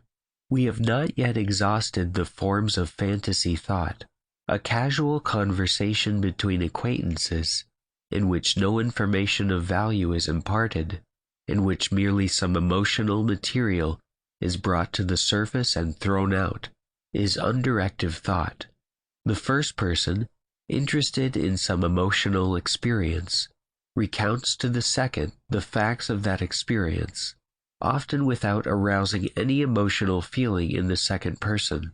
Such is the type of conversation which takes place over a vast majority of tea tables. It is wasted energy. Another example is that of conventional letter writing, in certain cases. The duty letter which one person writes to another person is of the same type. The writer who deals with his or her experiences on a shopping expedition, who states a series of things which have happened, merely in order to enjoy them once again in fantasy, is performing the same waste of energy. There is no return for this expended energy. The rush of ideas produces no result. Perhaps the time is due for a letter to be written, and it is the turn of this person to write a letter. As a result of this conventional attitude, the writer has to resort to fantasy thought to satisfy the needs of the moment. We have pointed out that reading a novel is a form of fantasy thinking, in which we identify ourselves with the hero. The same occurs in our cinemas. Here, the pleasure of fantasy thinking is enhanced by the fact that the visual impression is produced direct, whereas in reading a novel, the visual impression is by words only, and a certain amount of effort is needed to translate it in the mind into its pictorial form. And thus the cinematograph induces a form of fantasy thinking, which needs the least effort of all to realize. It is within the reach of anyone possessing a few pence, and although the average person may regard it as educative and useful to the community, the magistrate who is dealing with the youthful delinquent knows the cinematograph to be very harmful to the child's mind, and there is no doubt that the unconscious effect of such mental stimuli is excessively deleterious to the race in general. The indulgence in it encourages the habit of fantasy thinking at a small cost, and such a habit soon becomes established as part of the individual's makeup. Nor does the evil stay itself here, for the fantasy in the cinematograph consists usually in the fulfillment of impossible wishes, and in this, as in other cases, the emotional output is increased out of all proportion to the real exciting causes. This results in a misplacement in the emotional output in the unconscious mind, which in its turn is the basis of many neurotic conditions, which may even require a physician's aid to eradicate. And one must remember that a neurotic condition need not merely be the illness of an individual. It may be, and often is, the disease of a nation. Hence, like the fairy tale, the cinema, as it is at present, should not be used as a child's pastime. Section 2. In other forms of narcissism also, we shall find it easier to break away from fantasy if we substitute a reality. That is, if we turn our flow of energy into a real instead of an imaginary channel, instead of merely trying to dam the flow in the original channel. In cases where this narcissism involves a bad habit, such as irritability, impatience, weeping, etc., the line that should be followed differs rather from that suggested in the case of daydreams. In the first place, not only should we pull ourselves up short, but we should also bear in mind immediately the first part of the technique which we suggested in a previous chapter. That is to say, we should call to mind what our abnormal act really means, and having done this, having realized it in consciousness, we should then endeavor to use the same energy which we should have used for this abnormal act in an immediate and useful manner. Now, in all these cases, our abnormal reaction takes place because our omnipotence or sense of perfection is disturbed. And since this sense of perfection is not real, the easiest and most convenient channel for us to turn our energy into is one which still satisfies the sense of perfection. That is to say, one in which we may feel that we are, by our act, becoming more perfect in reality, instead of clinging to our perfection in fantasy. It is impossible to give examples to cover the very many reactions which may take place, but one actual example, given in detail, should be sufficient to enable the individual to invent others to suit his own case. Let us again take the case of the impatient man, in which the time factor has never been fully realized. Let us say that he has entered a restaurant for lunch, and that having glanced down the menu, he then has to wait 10 minutes before the waiter attends to him. Probably, after the first minute of that time, he has begun to get impatient. At the end of 10 minutes, he is either making up his mind to go without his lunch, so great is his irritability, or else he is, with great emotion, explaining to his neighbor how extremely inefficient this restaurant is, as regards management, service, and, in fact, everything connected with it. He is utterly unable to realize the facts of the case. Let us again refer to the facts for a moment. The restaurant is a business and must make a profit.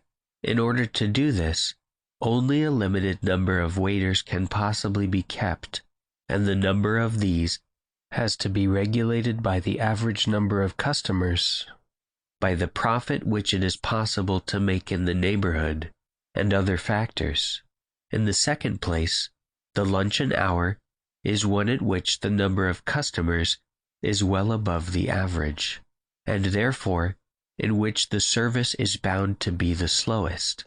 However good the management, however skillful the waiters, they are obliged to devote a certain number of minutes to each customer, and the probability is that our narcissistic individual is being as well attended to as anybody else.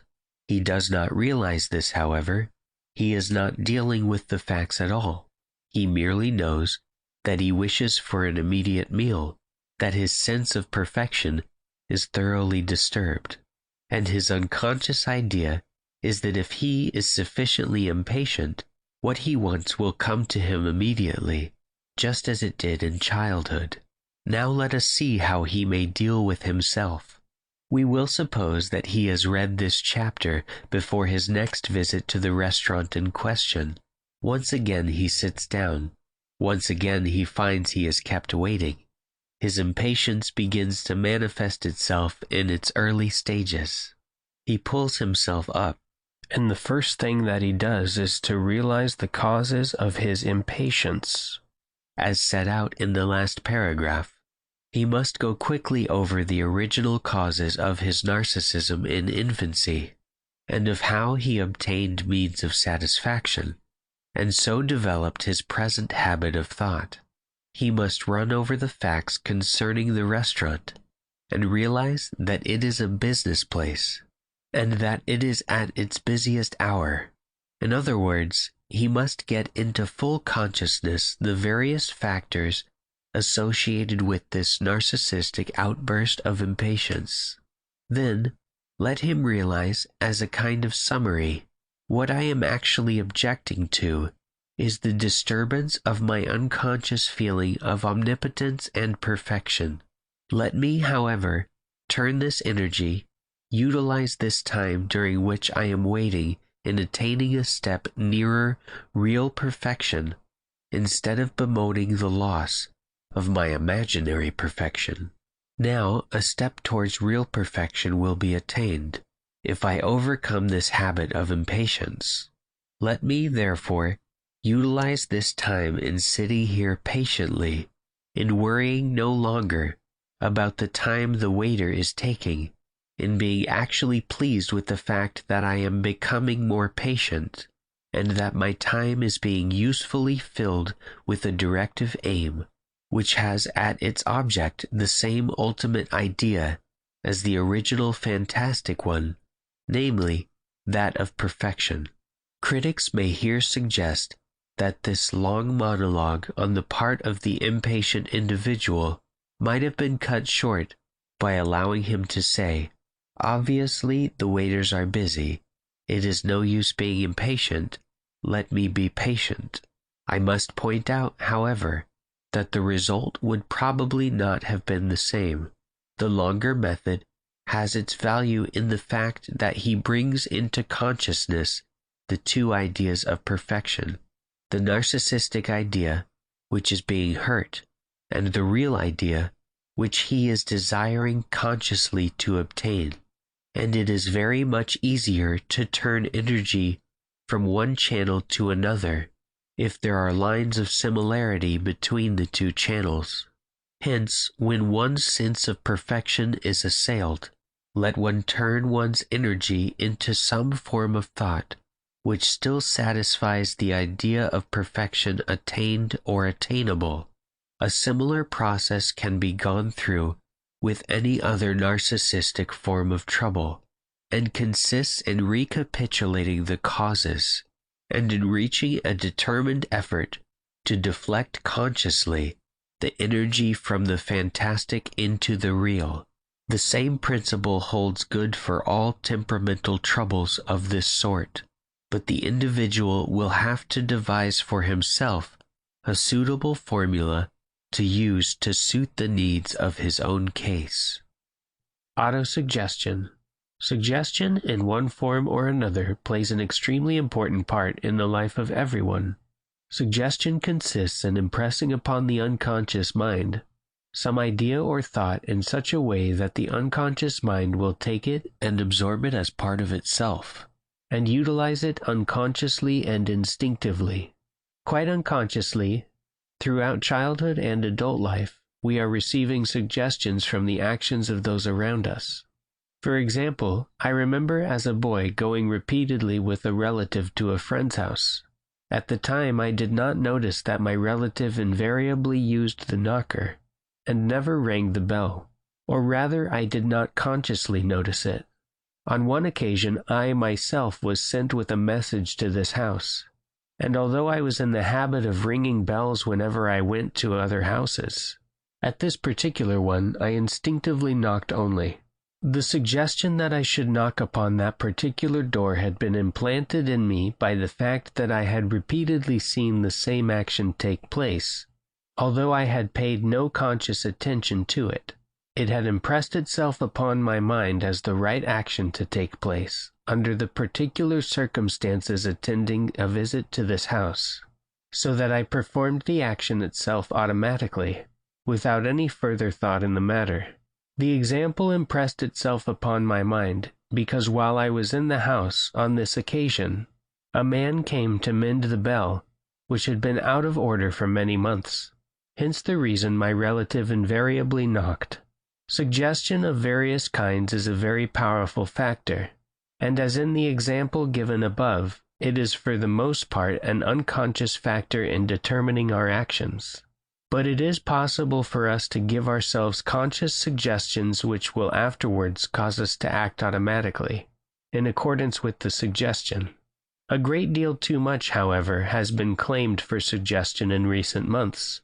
There are many circumstances in which suggestion is not likely to be any good at all. There are also circumstances when it may arouse an actual opposition in the unconscious mind. where a counter-suggestion is set at work immediately, and the condition of the individual may actually be worse than before he started giving himself suggestions.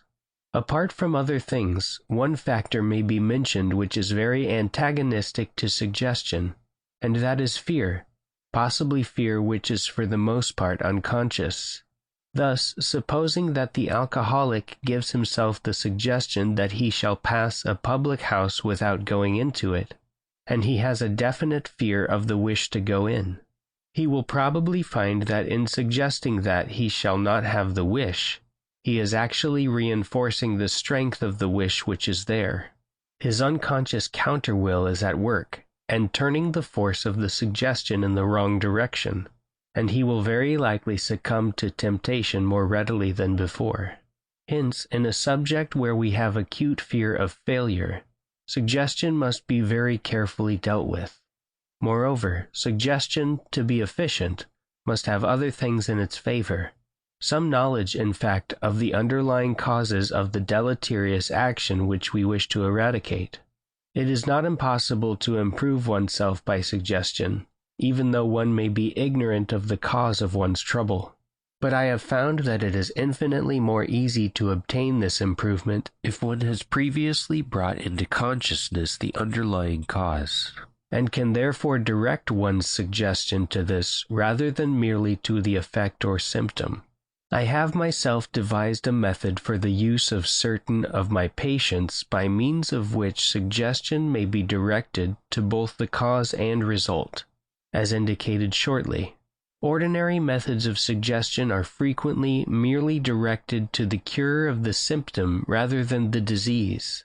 In fact, such autosuggestion, popular as it has become, may frequently be likened to a doctor who treats smallpox by putting ointment on the spots, or appendicitis by giving morphia. It will be successful in those cases where the manifestations of the disease are worse than the disease itself. But when the causes are strong and virile, suggestion directed towards the symptom will not avail. In an earlier chapter, we described how the individual suffering from deleterious abnormalities of temperament could, to some extent, trace the cause of this back to infancy. We told how this in itself would, if repeatedly brought to mind on succeeding occasions, produce considerable improvement. We have further discussed how he could consciously turn the energy from one form of reaction into another and more suitable form. All these methods, however, may be made considerably more efficient by the active use of autosuggestion, as I have indicated, directed partially to the cause and partially to the result desired. Thus, the form which suggestion should take in the case of the man, whom we quoted in the last chapter as being over-impatient in the restaurant, would be somewhat as follows. He would have to impress upon himself several suggestions, and in the case of each of these suggestions, he would be required to form a mental picture of himself in the conditions to which the suggestions referred. Firstly, in circumstances in which I have been accustomed to react with impatience, I will no longer act as I did when I was a little child. In repeating this to himself in the manner to be referred to shortly, he should hold a picture of himself reacting impatiently when a child, and contrast it with the manner in which he ought to have acted.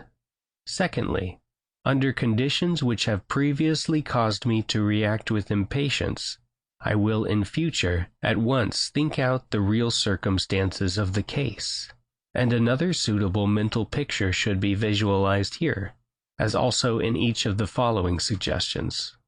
Thirdly, under conditions which previously caused me to react with impatience, I will no longer be impatient.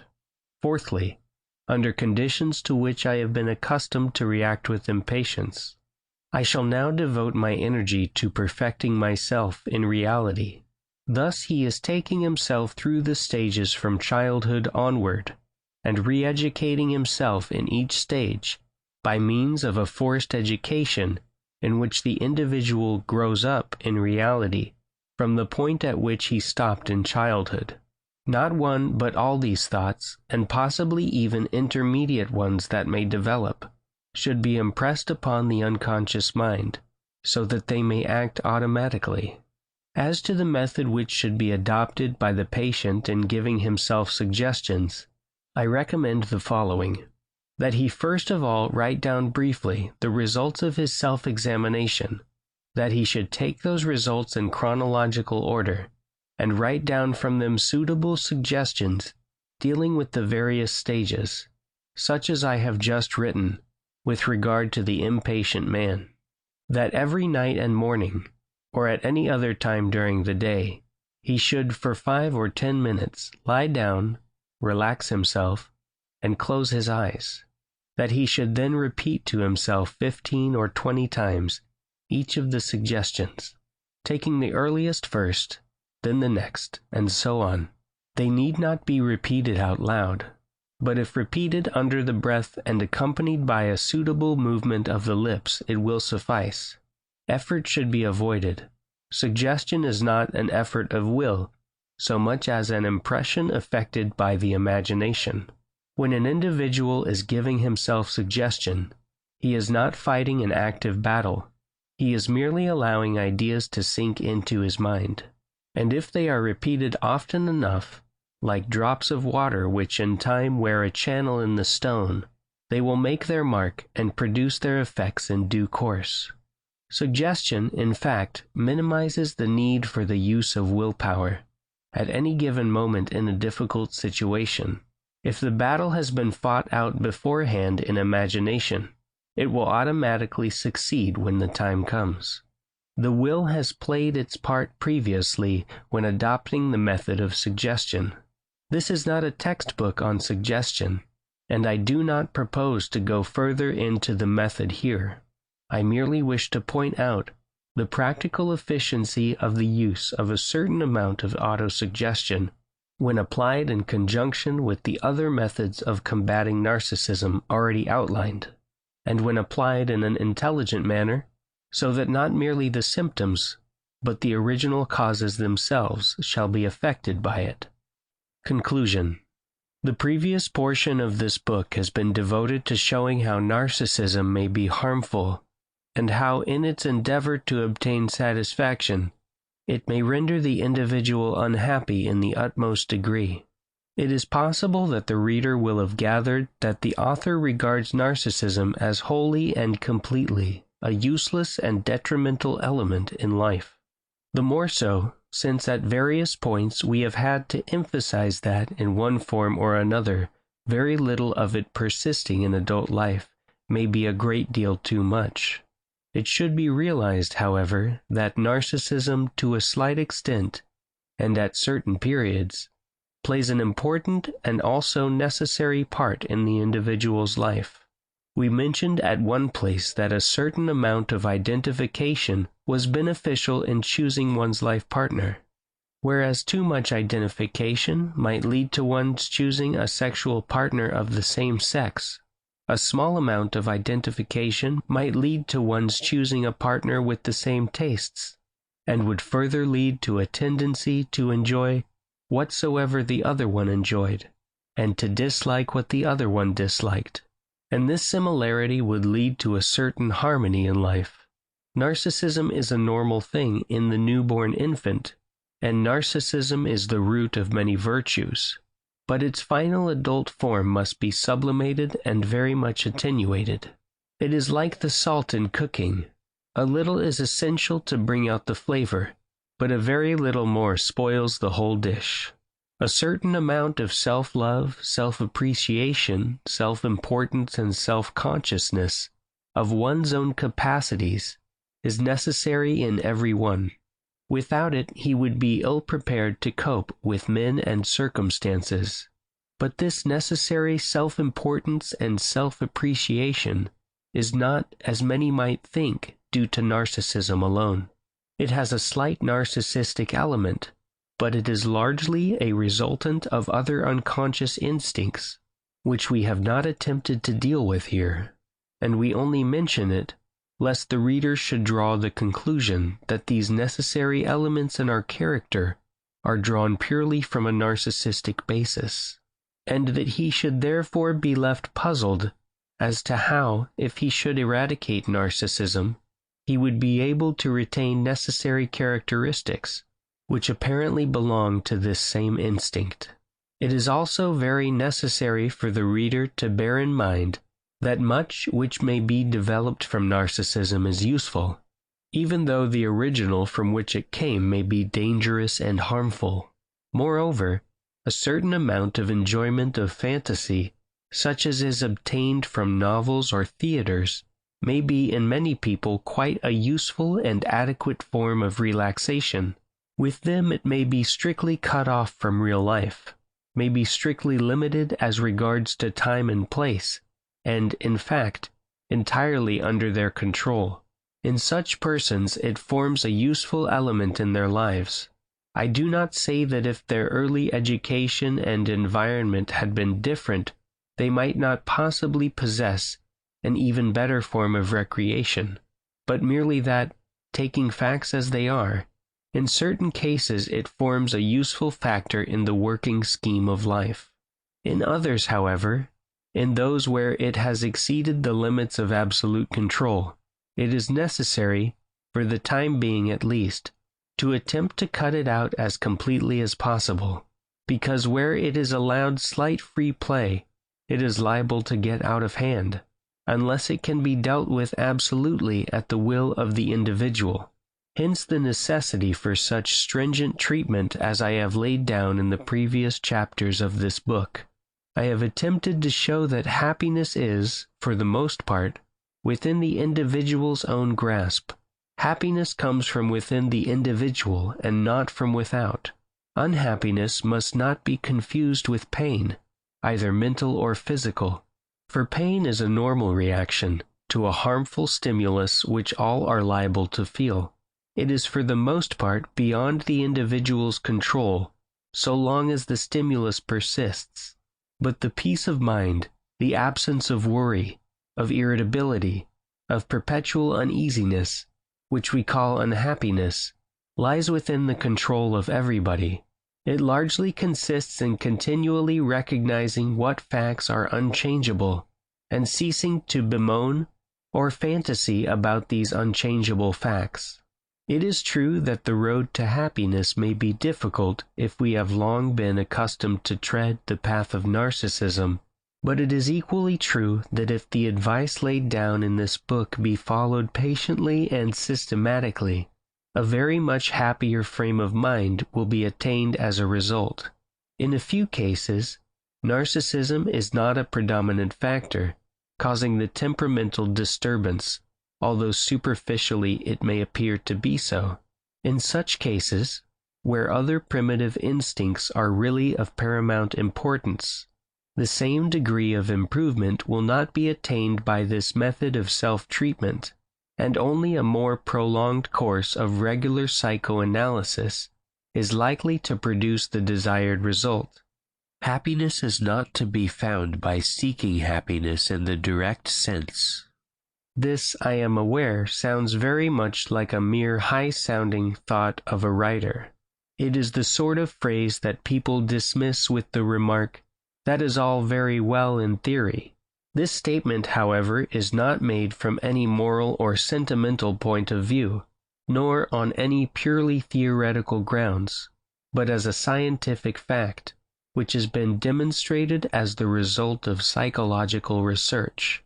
It may be interesting to note here how much the psychology of happiness is in agreement with many of the teachings of the New Testament, although a different terminology and mode of expression may be used. It was pointed out earlier how the individual who employed too much fantasy thought in youth might worry himself into an early grave, although he was the same individual who most desired a long life. It has now been shown that happiness does not come to those who seek happiness, but to those who can adapt themselves to realities, that is, to those who can control their narcissism. Narcissism is not so very different from the word self, as used in Christian teachings, and any who are interested enough to compare them will find that there is considerable parallelism between Christian teaching and certain psychological observations. I must emphasize the fact once more that patience, that is a realization of the time factor, is very necessary for those who attempt self-treatment on the lines indicated in this book. For since lack of this is often one of their faults to start with, they may otherwise involve themselves in a vicious circle from which they do not escape. Patience and attention to detail will, however, enable them to accomplish that improvement which they have set out to achieve. In the words of Horace, happiness is here, happiness is everywhere, if only a well-regulated mind does not fail you. The end. End of chapter 14. End of The Omnipotent Self by Paul Boesfield.